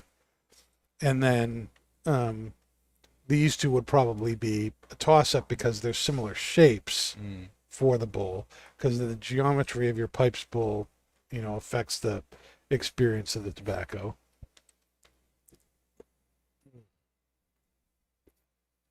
But I'm definitely getting the sweetness, these dried fruits, raisins, figs. You know, what did he say up there?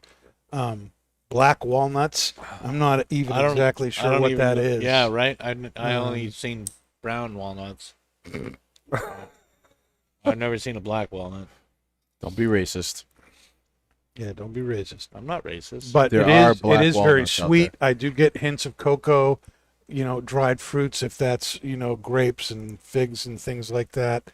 I do get that from this. There's a sweetness from the rum that's there. Yep. It's a very enjoyable tobacco. Oh, Personally, I'm finishing up my third tin. This came out about a month ago, maybe a little bit more, and I've gone through 3 tins of this stuff. Good for It's you. really, really good. You can smoke it any time. It's easily become my favorite Navy flake. This has been probably the best tobacco I've had thus far this year. Really, Yeah, Yeah. really So far. enjoyable, isn't it? very, very enjoyable. Yep. Mhm. It's Yep. going to be on the top 5 at Yep. least. And that's twofold. It's probably the to me, the Bandolero was probably one of the best cigars I've had thus far Yep. this year, and this tobacco is without a doubt the Going to best be tobacco. buying many of those in the Yeah. future. Well, just like Nelson Alfonso is, a real legend as far as blending cigars. Gregory Pease is just as much of a legend when it comes to pipe tobacco. Yes. He is considered one of the great blenders of the age, and Yes, he is. pretty much anything he puts his hands to is very well received.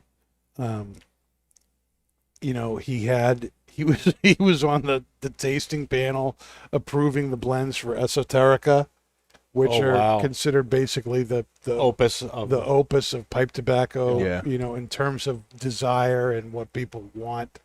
He just came out with another, he used to work for a company called Drucker and Sons. He's brought that brand back, bringing recipes from those original days of his back to life from memory. So you can get Drucker and Sons tobacco. Two Friends, he's involved with that too. But basically, anything with GLP's name on it is going to be a good blend. It may not be your particular thing. Not every GLP's blend is a blend I want to smoke all the time. But if it is But- your thing, it's going to be amazing. But if it is your thing, it probably is going to be amazing. I'm more of a Virginia Perique guy than I am a Latakia guy. So I can look at Spark Plug, which I admitted was in my opinion, the best new pipe tobacco that came out last year. Absolutely. That was good. But English blends are not my, normal landing site for tobaccos. I burned myself out on Latakia when I started smoking. I was smoking everything Latakia and getting high on the stuff and looking at the blue smoke that was going around, and I think my palate just burned out on it. So I can still take it, I can still enjoy it, but not repeatedly over and over and over again. It was so well balanced. It was, and it's such a amazing. creamy, great. Yeah. It's a great tobacco, and then you've got this, which is something completely different. No But also Latakia in so it at well all, balanced. but also very well balanced, also very nuanced, and this is one of the things that I think makes GLP's Greg Pease stand out, is that he can work with very diverse tobaccos and make very diverse blends and make them excellent. You can tell also by the level of alcohol in Nick's cup versus the amount of tobacco he has left in his pipe.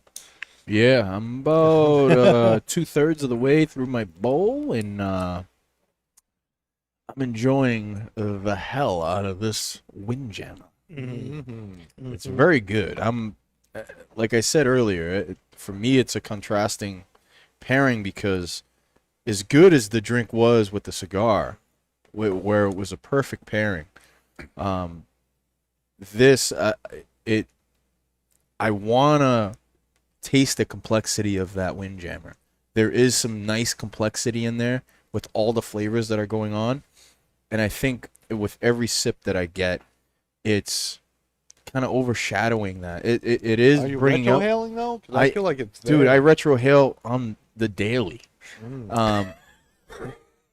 Like really, I like retrohale on the daily, on the daily. Literally I every retrohale hour. everything I smoke. every day. Every day, all night, Every all day. day, Every smoke. every smoke. Even when I'm not smoking, I retrohale. It's called breathing. It's yes, it is called breathing. Thank you for picking that up, making that clear for our. What did you think of the pairing, Dan? Do you think it was complimentary I know you never answered. You just kind of deflected. or contrasting? Well, To be totally honest, I was trying to buy myself time. I'm trying to light 3 different pipes and see how the tobacco tastes in those, and then taste it along with the Buffalo Trace. I think it's a complementary pairing. I'm still trying to figure out. I guess maybe I've gotten lost in trying to figure out more the differences between the pipes than figuring out how the tobacco is going along with the drink. Okay. I do enjoy it with the drink. I don't think that, there are some drinks where we've had where I've been like, oh, well, I like the drink. I like the tobacco. I just don't think they go well together. Mm-hmm. And especially when Sam was around, there might have been times where you really liked what you were smoking, but didn't know what in the name of God's green earth you were drinking. And Or Purple Earth. It I was, missed it was Sam. it was glowing. It was neon. that green, it was that green the medicinal. green snot Very, drink. very municipal. Yeah, very municipal. Right. Yeah. It was very municipal. Does anyone get kind of almost like a grapey kind of sweetness Like a from green this? grape, yes. Hold on. A little bit. Just a tad bit in there. Green or purple grape? Concord or Concord Oh. grape? God. Well, Concord would be it's deeper and purple. sweeter, so I'm Concord. going to say it's more of a Concord? Concord grape. Concord? Hmm. Say it right. Concord. Concord. Concord. Concord grape. All right, Concord. let me go back to the Maybe like a cotton candy grape. cotton candy grape. Is that a Candy thing? grape. There is a Yeah, thing. yes. Yes, there is. Yes. They genetically altered it's a grape that fantastic. tastes like cotton candy. It really is And good. it grows Those naturally. those scientists should be shot and then burned at the stake. No grape should be cotton candy flavored. They're out there. None. Yeah, like I said, those scientists should be shot Imagine and if then they burned did at the that stake. beef. It would be a lot of people hurting, I'd tell you. You get a lot more of the dried fruits and the sweetness of the rum by breaking it up. Yeah. Now maybe it's also the shape of the pipe too, but I'm getting a lot deeper, sweeter, dried fruit kind of flavor. You think that could also From- be influenced by the drink? Well, I haven't been drinking much. If you look at that's my true. glass there, I really love when I'm not drinking, wow, What? what sad. when I'm not What? when I'm not taking a sip of the Buffalo Trace, which is a fantastic bourbon whiskey, the complexity it starts to come back to me, and as you said, the sweetness from the Virginias and the rum in there, it's really, really pleasant to have that. And then when I have a sip of the Buffalo Trace, for me it kind of goes away, and I only get that deep fruit taste in there, almost like Paul was saying, that candied sweetness in there. And it's nice, but for me, I would probably go with, the rum that we had a few months ago, Paul. The Pampero Anniversario. That was wonderful. I'd love to have that How do because you remember that? Damn. Paul is a dictionary of alcohol. That's interesting too. Yes. That's another show for another day. But it's The Drunken Master. the Drunken Master. That is his new title. It is not Pablo Maduro anymore. It is the Drunken Drunken Master. The Drunken Master. Now, in the tall Peterson here, where I dumped the flakes in straight up and down and just lit them, it's creamier, Yeah. smoother, still getting the sweetness, Mm-hmm. still getting the sweetness there. But there is, I want to make sure about this. What do you got, Danny? What do you got, kid? What you got? What's that? Yeah, smoke that pipe. Talk to me, Danny. Smoke Talk that- to me. He's got 3 pipes going at the same time, guys. This is crazy. First time on Not Just Blowing Smoke. Yeah, 3 pipes. Danny's doing For 3 all pipes. you listeners, this is crazy. He's got 3 pipes going. It's amazing. What do you got, Danny? More spice on in the his, retro on his on Peterson. this, on the Peterson, straight up and down. So the flavors are a little bit more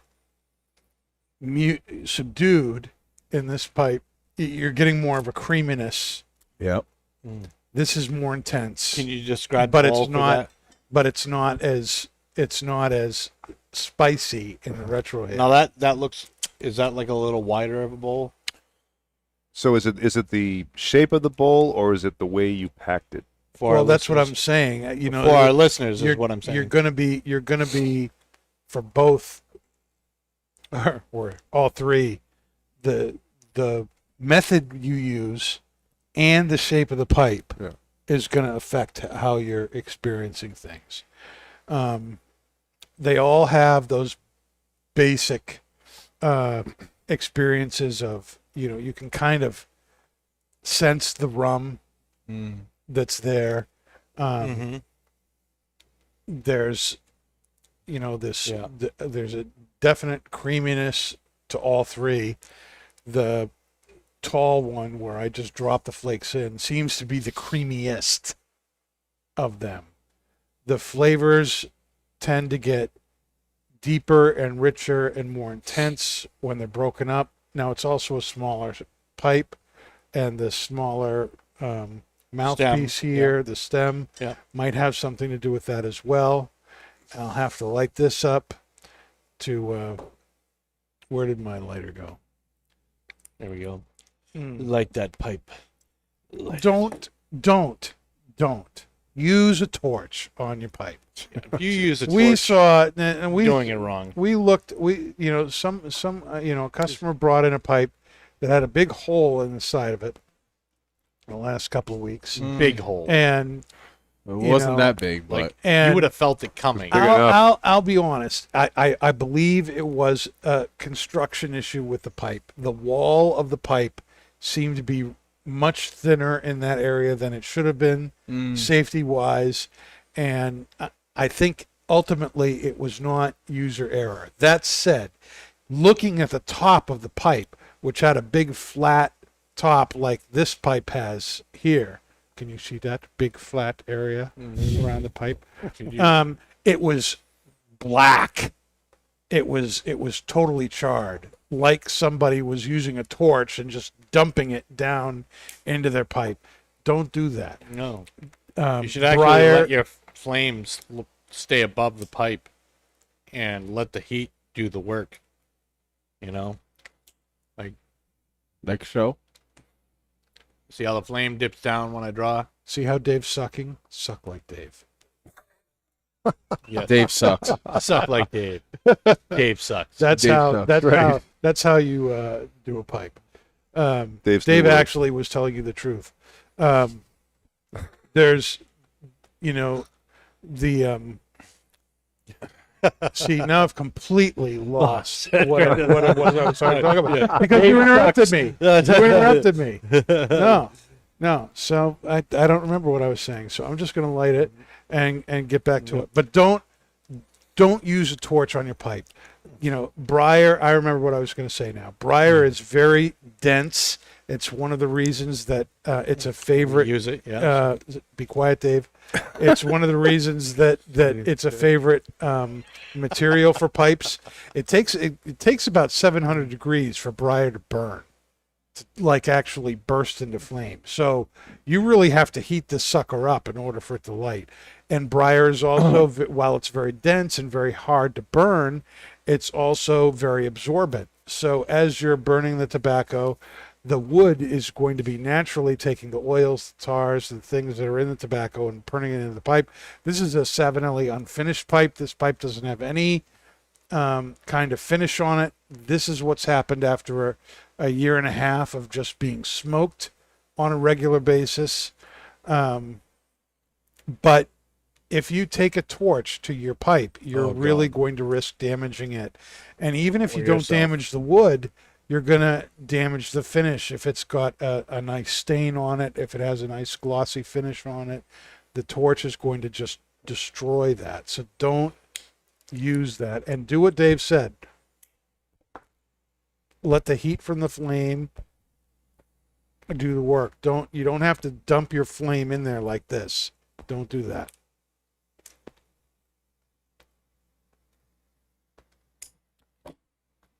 The heat is on. And the ashes are flying. Mm-hmm. I probably have another hole in my shirt. Nothing wrong with that. That's a good smoker's shirt right there. Yeah, it is. Mm. Yeah, the flavors on this are nice. They're rich. Definitely have that sweetness there. That's quintessential of this tobacco. That perique. The perique really comes. Maybe that's the way to say it. Yeah. You The perique feel really the is perique pronounced. more in this method and this method, and probably experience it the least in this method. But it's still Which is- obviously there. Describe. You know what I mean? It's describe the methods for the listeners, Dan. The methods. so in the method I used for this pipe, which was really rubbing out the tobacco back into its component parts as much as I could and throwing it in there, the perique becomes much more obvious. When you're just taking the flake as a whole flake and putting it in there, and these flakes, remember the cake that the flake was cut from was pressed under tons of pressure for a good long time, up to a month before it was brought out. And there's tons of pressure that's put on it to make it a cake. The marrying of the rum and the tobaccos together is going to make a huge difference in how that burns and how that tobacco is experienced. So this is getting more of a creaminess to it. This is bringing out the most of the perique, and this is kind of a nice balance between the two, I guess is how I would say it. So now that I've ascertained that, I will now attempt to start drinking and tell you what I think about the pairing. All right. But while I'm doing that, while I'm drinking, Paul, could you please maybe talk a little bit about what is going on at Twins this month and this coming week? Well, yes. so What is the news, Paul? so we're having a Crap. Rocky Patel event. So for the next 2 months, you all right? He dropped his pipe, I Oh. believe. Yeah, no, It's I lighter. dropped my there it is. Like it's hot. Yay. Dropped his Tampa. So for the next 2 months, we're having a Rocky Patel event all around box sales.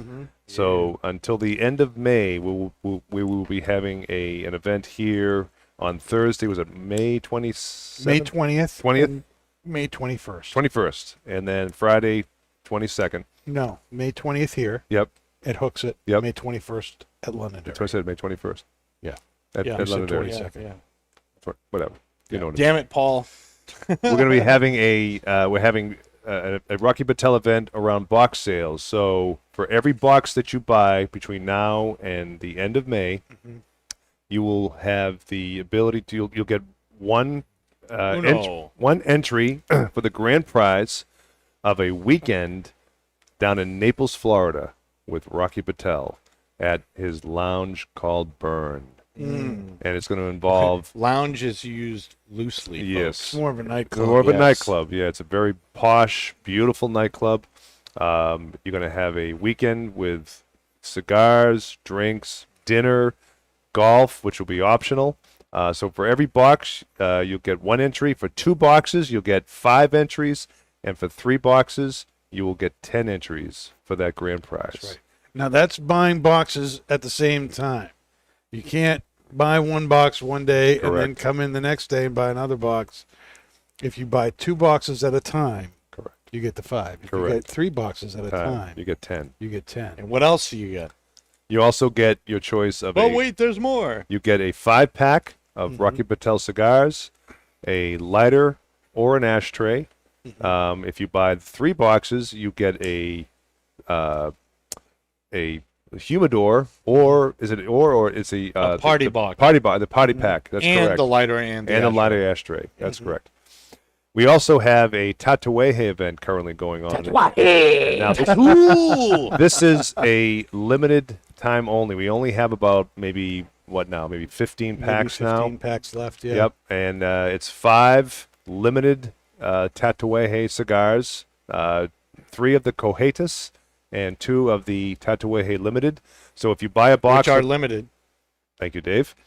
If you buy a box of Tatuaje, you will have the ability to buy for $35 that 5-pack 35. and come in because they're not going to last long. Nope. And for the month of April, we also have a 724 1874 box event going on. So Which is amazing. for every box of 1874 that you buy between now and the end of April, you will get a 5-pack of the new 724 sizes, Of which there are 5. of which there are 5. You get the WK Dog Walker. Yep. You get the 720, the 1870, no, 1870, the Factory 57 Churchill and Torpedo, Yep. and the Hustler Double Corona and Torpedo too. Yep.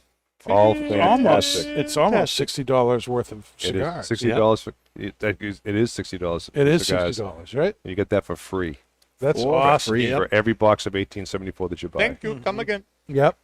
And this week there's a special with pipes too.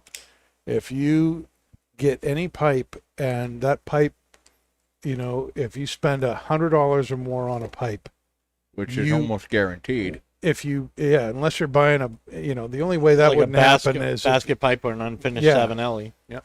now if you bought 2 unfinished Savinellis, That would well work. then that counts. But if you spend $100 or more on a pipe, Or 3 baskets. we will include a tin of Windjammer Yeah, baby. with your purchase. You should buy it anyway. Something to put in your pipe and smoke it. And frankly, you should. Now, let me take a drink here. Take a drink. We're gonna get to the tasting notes with Dan. Let's finally get around to this. It's been stalling. And Dan, what's Yeah, the Dan. conclusion? And Dan. And Dan. The conclusion is Wow. that the spice in the Perique and the spice in the Buffalo Trace go very well together. The sweetness and the caramel finish Kamala topping. in the Buffalo Trace and the sweetness of the rum, the Virginias, go very well together. So I'm going to say it's a complementary pair. How about that retro hail, Dan? The Retro Hail is fantastic. I love the Retro Hail on all 3 versions, whether you're rubbing out the tobacco, folding the tobacco, or putting it in straight. The Retro Hail is good. It's slightly different in all 3 ways. If you have a bunch of different pipes, I encourage you to try it. Yes. And something that I have been really appreciating lately that I have not really appreciated before. I've been smoking pipes for over 20 years, but since I've been at Twins and put in charge of the pipes and pipe tobacco for the stores, I've been doing that a lot more than I have in the past. And one of the things that I have been realizing is how different pipes and different shapes of pipes work differently with tobaccos. And just like you might find, in a particular kind of cigar that one particular size of a Kind of blend pops. Yep. pops to you over others. Uh-huh. For instance, the talking 724, the original Lancero Yep. is my favorite in that original Unbelievable. line. I think it makes the tobacco pop much Yeah. more than some of those other than the other lines do. And I like them all. It's not like they're bad, but for my palate, that one particular shape and size really makes things pop for me. I've found that there are certain pipes that smoke certain types of tobacco better than others. And I have further found that some pipes actually prefer certain kinds of tobacco, as in brands, Yes. than others. I do. For I instance, concur. this pipe that I currently have, the GLP's Windjammer in, has become my favorite pipe for GLP's Cumberland. Which pipe is that? This is the Moonshine Devil Ants. This is the pipe that I kind of rubbed everything out and put in. I'm enjoying the Windjammer in this, but I enjoy Windjammer in other pipes better than I do in that pipe. And so I really encourage you to, because just like I said, just like the ring gauge and length of the cigar and overall vitola is going to change how you experience tobacco, so is the pipe you're using going to. I change concur your with that. experience with I feel tobacco. like my Windjammer pipe is my unfinished Nording. Mm-hmm. That's my favorite pipe to smoke Virginia's as a whole out of. Mhm. And Windjammer tastes the best in it to me. It's got a very narrow, very deep bowl, and it's amazing. Mm-hmm. All you smoke is the Nording. No, that's not true. I have As a he holds the Rossi, Nording. and I have as I hold the Nording, but I have a Rossi. I have another Nording. What is that white pipe that you bought not that That's long the ago? Meerschaum. That's a Meerschaum. Yep, Okay. it's a dragon claw holding a bowl. What do you put in that pipe? Anything. Really Anything I kick-ass. want. No, like that's Pretty what I'll much. smoke. That's what I'll smoke. Geez, it's escaping me. Like spark plug or like the. So is that your Latakia pipe? That's is that my your thank you. English pipe? That's my Latakia pipe, my English pipe. Yep, because it's a very neutral pipe, and that's you get to experience like everything from it. It's awesome. Yeah. All right, I'm going back to the little devil ants here. Do we have a? Would you rather? I think we do. Mm-hmm. But we also have is Pastor Padron blowing smoke. He's always blowing smoke. Especially tonight. Yeah. You're blowing a lot of smoke tonight. So much smoke. Trifold. Mm-hmm. Yes, and Perique has an awful lot of nicotine in it, so my eyes are going back and forth right now as I Nice. smoke 3 bowls of. Windjammer. You're in ecstasy I'm right getting now. jammed by the Windjammer, baby. Yeah. All right, so here's a question for you. All right, is Pastor Padron just blowing smoke, or am I not just blowing smoke? What's the question? Well, it's a statement. Okay. Pipe smoking has been around for about 1,000 years. He is blowing not. smoke. You're not blowing smoke. He's Well, not blowing smoke. Well, no, it's been around longer. If 1,000's a cap, he's full of crap. It's been around a lot longer than that, baby. So he's not I'm- blowing smoke. Pipe smoking has been around for 1,000 years. Blowing. Okay, I'll blowing say smoke. you're blowing smoke. I think you're Blowing right, smoke. Dave. I think it's been longer than that. He's blowing smoke. You are correct. I am blowing smoke. Pipe smoking has been around for 5 or 6 or 7,000 years. Now that's going back to the earliest recording of human history, like once we could carve stuff on like stone. Well, So it depends. It's probably could be older. It depends. There's a lot of they have discovered pipes in the pyramids of ancient Egypt. Whoa. Which are what 3,000 to 5,000. That years goes old? Yeah. back to about 2000 BC. Yeah. Now, there are also, histories with the American Indians Yep. And the Mayans. Yep. going back to 5000 BC, where pipe smoking was evident as part of the culture. Yep. So, if you're doing 5000 BC, you're talking at least 7,000 years. years. At least, yeah. Pipe smoking. Now think about that. Cigar smoking has been around for about 400 or 500 years. Yep. Pipe smoking has been around 10 times as long or longer. Yeah. Smoke Stick it if you that in your pipe and smoke, Smoke it, it. Kurt. got burning hair, my butt. Next statement. Next statement. Mm. Am I blowing smoke or not just blowing smoke? Nelson Alfonso has blended cigars for the Padrones. Ooh. Oh man. That you are not blowing smoke on. I will say the same. Dave? I'm just gonna follow like a good sheep. You're bad. Yeah, I'm mad. That is true. Nelson Alfonso has blended cigars for the Padrones. As a matter of fact, the cigar that he blended for the Padrones was the Padron 50th anniversary. No shit. Wow. That sells for $40. Wow. Eh? He blended that cigar and made that humidor for them that they're Nice. sold in. Nice. Yes. That's a He beautiful. designed that humidor for the Padrones. What Very a cool. genius. Oh, All right. Am I blowing smoke or not just blowing smoke? Sailors used to use tar to seal up their tobacco Ooh, for voyages. that's not just blowing smoke. Tar, huh? Mm-hmm. Tar. I will. It's totally readily available. Why not? You know? Yeah, I agree. Not just blowing smoke. But it is also flammable as well. Yeah, but still. All right, I'll It's say a it. sealant. I will say you're not just blowing smoke. Well, again, you all are correct. They did. That was one of the precursors to coming up with cake and flake tobacco. In trying to keep the humidity in it, they would pack their ribbon-based tobacco in canvas, basically what they make their sails out of, Yeah. and then Cover it with cover tar. it with tar. Yeah, to seal it.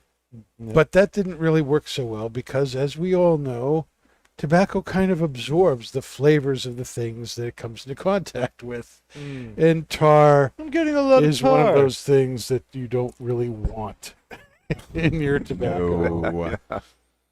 All right. Now, here's a more difficult question. Ooh. The cigar that we smoked today, the Bandolero Audaces, was 4.5 by 54, kind of a petite robusto, and that's all very classic. He's trying to get into the Cuban stuff. Is the 4.5 by 54 petite robusto a classic Cuban vitola? You're blowing smoke on that one. Mm-hmm. I'll say you're blowing smoke. Mm-hmm. Full of crap. I'm full of crap. Yep. Actually, the term is I'm blowing smoke. Yeah. This is not, is Dan full of crap or is he just blowing crap? It's, am I blowing smoke? Are you? Yep. No, it is not a Ooh. classic Cuban vitola. All right. The Yeah. petite robusto actually is 4.5 by 50 in the classic Cuban size. It is a unique size that he kind of created. Excellent. Mm-hmm. Thank you, Tobacconist University. Mm-hmm. Now, Nick, you have a meme for the week. if I recall. do. Yes, you do. If this one is pretty much for tobacconist retailers or maybe just retailers Any in general. retailers Yeah. will appreciate this. Any retailers in general. Oh my goodness! And it's going to be a laugh. I think everybody that has worked in retail probably experienced this. And Yep. you roll that beautiful bean. And bean here's the footage. It is a modified picture from Into the Spider-Verse, looking at the old Peter Parker here. When an item doesn't scan and I have to listen to the must be for free joke for the 700,000th time. I don't know that I would stick a gun in my mouth, but I wouldn't either, totally, but like, I you roll totally- your eyes. You know you want totally to, get the point there. Look, when you say that, you're not saying anything original. Okay, please just stop. Just stop saying it. When's the last time you heard that? this morning. Yeah. morning. I think I heard it 3 times today. 3 times today. Yep. What does that say about our scanning issues? Sean needs to be on top of that. All right, I'm going back to my number 3 pipe here. Smoke it. Mm-hmm. If you got it. And I have it. Mm. Oh, we got that, don't we? There we go. Mm. Here we go. Would you rather? Yeah, you want to have a would you rather? Yeah. Okay. This I'm thinking this is going to be a lot easier than I thought it was going to be, or you're going to have an opinion much more than I thought you were going to be. But here's the question: would you rather have the Buffalo Trace again paired with the Bandolero or with Windjammer? Which would you Ooh. rather do again? You know what my answer would be? The Bandolero. The Bandolero. Yeah. Bandolero. Bandolero. Bandolero. Bandolero. Yep. I would also probably say the Bandolero. Bandolero. I think it went well with the Windjammer, Mm-hmm. but I don't think it went as well No. as with the Bandolero. It was a perfect pairing with the Bandolero. It was- would you say it was a good pairing with this, though? I would say it was a good. This was good. It was a good. I would even say it was a great pairing. It was with a this, but good, it was a solid, fantastic pairing. good, solid pairing. If you had to choose one liquor to do both the cigar and the tobacco, I think this was probably, because again, this is only 90 proof. It's not it's not a barrel bourbon. It's it's got enough flavor. It's got enough, a little bit of spice, a little bit of the flavors that we like. I would have chose Old Tub. Well, With a pipe. You could have. I mean, You now know. you're creeping up to 100 proof. But again, But that's I still- stupidly smooth. for No, it is 100 very proof. smooth. I absolutely agree with you, Dave. It's very smooth. This is really, really smooth. I think with the spice from the buffalo and the spice from the tobacco, it went very, very well. But the Bandolero, without a doubt, I think that was just the perfect It pairing. was a perfect pairing with the Bandolero. Oh yeah. It was Hallelujah. very good, but not a perfect pairing. No. The Bandolero was by far. Okay, so let me ask you this: what would you think would have been a perfect pairing with the tobacco? I think a good rum. Not a gin and tonic, that's for sure. No, so, Oh, no, no, Of course not, Dave. Of course not. No. I think you're right, though. I think a rum and maybe the Pampero, because that has a little bit more of a cocoa chocolate note to it, Yeah. Yeah. would have brought Yeah. out more of the sweetness from Yeah. the tobacco that maybe you would have appreciated, Nick. So, the Yeah. complexity of the So why tobacco. didn't Yeah. that happen, Paul? Well, I'm just He's trying to mix it up. What was the name of that rum we had? That was, is it the Brugal? How do you pronounce it? Brugal 1888. Brugal. that's Brugal the that's the 1888. Empress. You mean the no. No, you had the Thinking Brugal. gin again. Here we I go. like Hey, it. yeah. Yeah. The which one was that? The 1888. The You only had the Brugal. That was the I time that didn't we have had that. I didn't the have that one. Skype sessions, right? no, we had that. We had that with Steve Poirier. No, he we brought, didn't have. He brought bottles of it with him. No, Yeah, that was I don't think he pre-video. did. Yeah. Was he? Yep, Was it? it the aging? Was that the aging? it was one of the One and aging two? things. I don't recall him bringing any Brugal. No, either do I. No, he did. He was like totally geeking out over it because of the price. This is like a $70 bottle of stuff that I was able to get for 36. I bought a whole case. No, I don't I don't- recall I don't- having I don't some remember Brugal that with either. him. Mm. Well, maybe you had it. We didn't. Looks like someone was a little stoned. I suppose. So Totally possible with Nick, but I'm surprised Paul doesn't remember. I don't remember Yes. that. Yeah, we'll have to go back through our records. We'll and have look. to. Yep. We'll have Yep. to. Yep. Steve wants to be on the show again. Yeah. All right. Well, We'll he's gonna definitely- be. Yeah, we'll definitely have him. Mm-hmm. Mm-hmm.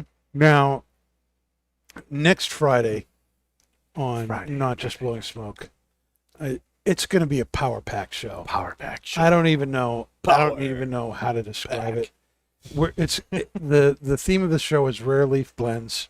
We're going to be talking about cigars and tobacco that use rare tobaccos in their mixtures, and we're going to be smoking the Aganorsa rare leaf cigar. The Toro is what we are shooting for, and we are going to have via Skype Aganorsa's Terrence Riley on the show Terrence. with us. And I am very, very excited about that. Yeah. And for our pipe tobacco, we are going to be looking at Cornell and Deal's small batch, The Beast, Oh. which is comprised Really? 51% of Perique, which is a very rare leaf, very hard to find. Huh. It's and the reason it's so rare is because it takes so long to produce. And we're going to talk about that, and we're actually going to do something special with that. I was able to get, courtesy of Kaz Walters from Laudisi, Who is Tin. the? What does he do? he sells stuff. He sent me a tin of the original 2016 release of The Beast, and we're going to smoke that alongside the 2021 release of The Beast. So that was my. That's what. And so we're going to do a aging thing on that episode as well, and see how the 2 pipes at a time. 2016 versus 2021, how that matches. How does aging impact Perique heavy blends? We're going to find out. It's going to be one of these packed episodes that you are not going to want to miss. So please subscribe to us here on the YouTube channel. Follow us on Facebook at facebook.com/NJBS podcast, because Facebook wouldn't let us use the word smoke in the name. And follow us at Not Just Blowing Smoke on Instagram, which Facebook owns, but for some reason we can use the word smoke on Instagram. But make sure you follow us at all those places so you don't miss a thing. Thanks for being with us tonight. And that, my friends, is Not Just Blowing Smoke. We'll see you next week. Thanks, everyone. Yeah, another smoke, another day. Listening to Not Just Blowing Smoke, the podcast that brings the wealth of knowledge, expertise, and fun of Twins Smoke Shop, New England's premier smoke shop, right to you, wherever you are, whenever you want it. You can find us at our website, notjustblowingsmoke.com, and keep in touch with us on Facebook, YouTube, Twitter, and Instagram at Not Just Blowing Smoke. Thanks for listening, everybody, and that is Not Just Blowing Smoke. Rolling with the top down.